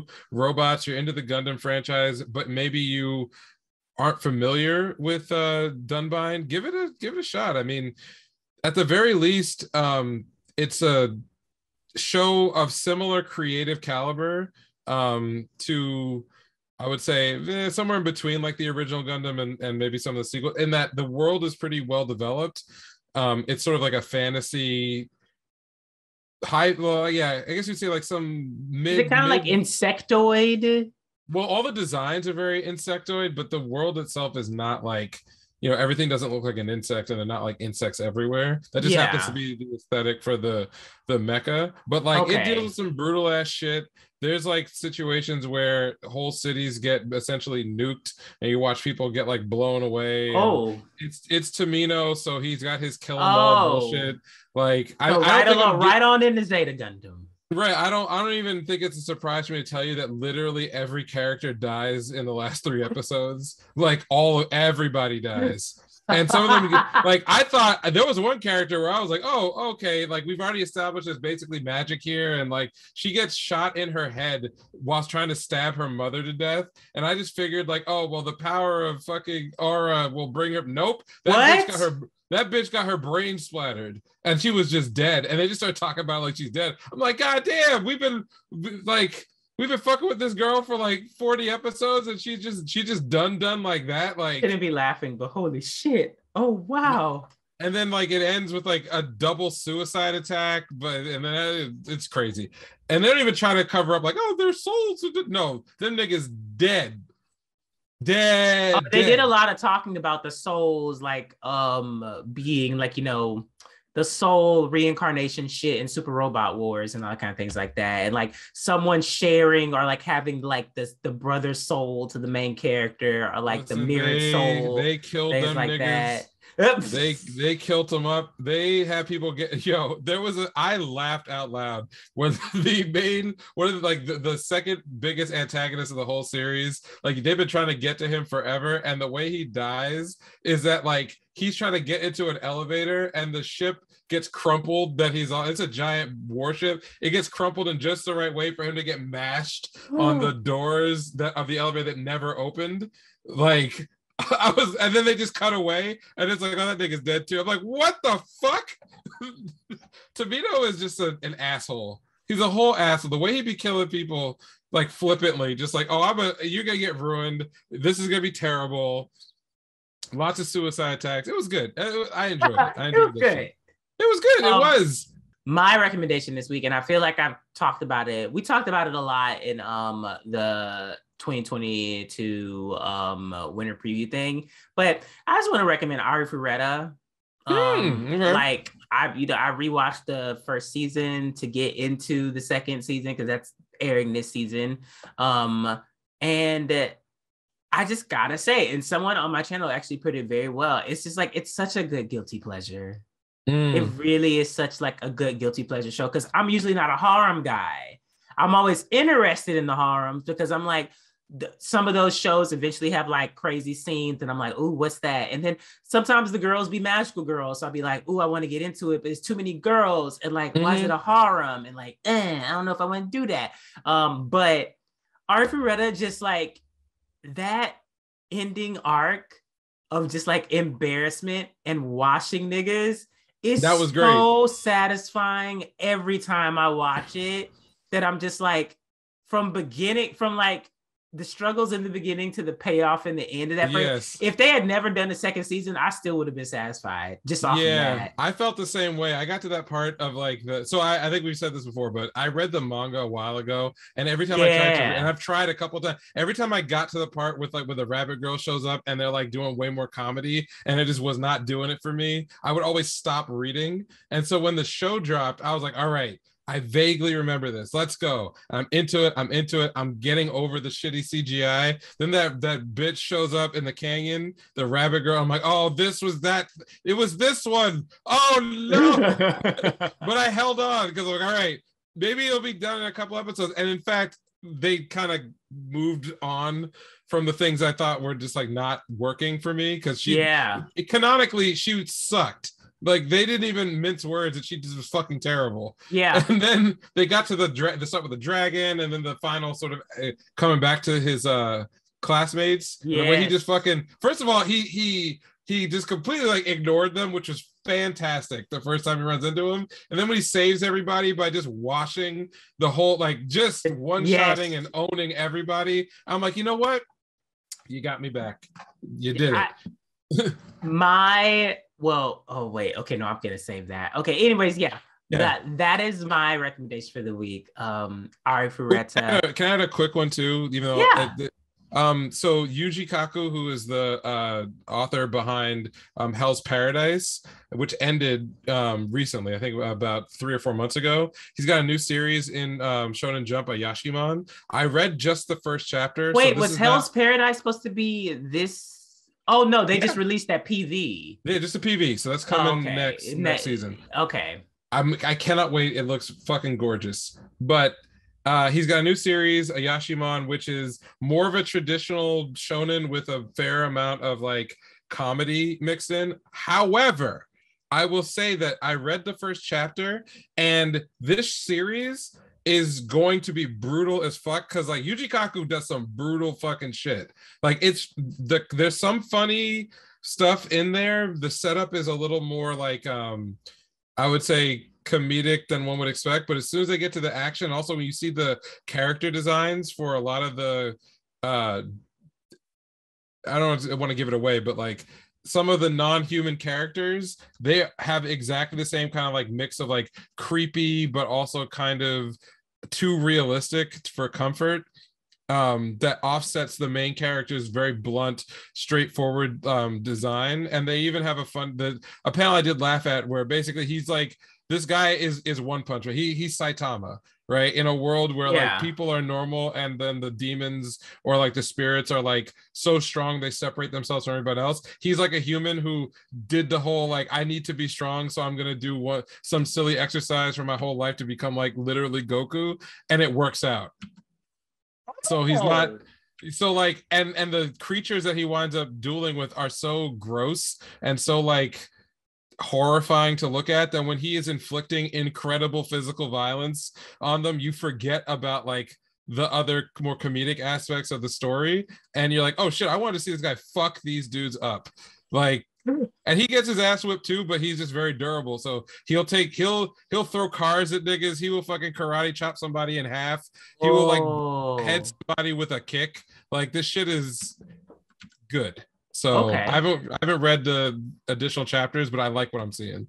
Well, in that same line of brutal, I guess I'll throw my like weekly watch Osama ranking thing in there. Niggas are getting heads chopped off. feet bitten off. Shit's hitting the fan, and like it's way more gory than I thought they were gonna let it be. So yeah, watch Osama. Actually, I'm seeing a lot of like Black anime Twitter is starting to get into Osama ranking, but it's not enough yet. Like we need like more because it's huge in Japan. Like niggas love this show, but also I just want to say that the show itself and what it does for like showcasing and like humanizing people with disabilities is so fucking amazing. Like it's just that, like that alone should get you to watch the show. Like not, you don't have to watch it now, but I just want to say that y'all should watch it before you get spoiled on certain things, because you know, once the niggas get hold of it, the spoilers are gonna be all over Twitter. So that's true. Yeah, so y'all know. Let y'all know now. More reason for me to get my shit together and catch you're working up. through Mushoku Tensei. That's a lot. I'm enjoying it too, but yeah. All right. That's it. Oh, I recovered a lot. We did, and I think in the future we'll be a little bit more narrowed down into some. Oh yeah, we are not talking about the majority of this shit ever again. Oh, I can promise you. Yeah, I will be erasing much of this from my brain. Maybe some stuff like arc wise, but a lot of this shit we're not covering weekly. Our weekly stuff is probably coming up tomorrow or like sooner or whatever. Anyways. Yep. If you haven't already, make sure you subscribe or, you know, follow us on stuff. You can do anime_savants for Twitter, and then just regular anime savants on YouTube, TikTok, and Instagram. Also, definitely check out the TikTok, y'all. Like, the views are going up on TikTok. And, you know, don't be afraid to comment. And also, the guy who commented comics are better, like, bitch, why are you even here? Like, why are you even here? Like, okay, it's called Anime Savants. Like, what the fuck? Okay. Yeah, well, if we're in the mood for some slander, to the motherfucker who said I should watch Rusted Armor, I'm not blocking you, but I don't know why you would ever deliberately watch that show, other than maybe to like shit on its blandness, like the historical aspect. Maybe they do, but again, I'm just gonna point this out, that my big criticism of all the low tier shit this season is not that it's offensive, it's not that it's like, you know, brain meltingly stupid, it's that it's fucking boring. And this was one of the most boring things it bored me. Just the character models bored me, and let alone what they didn't do with them. Wow. So never again. I guess be happy you're not blocked.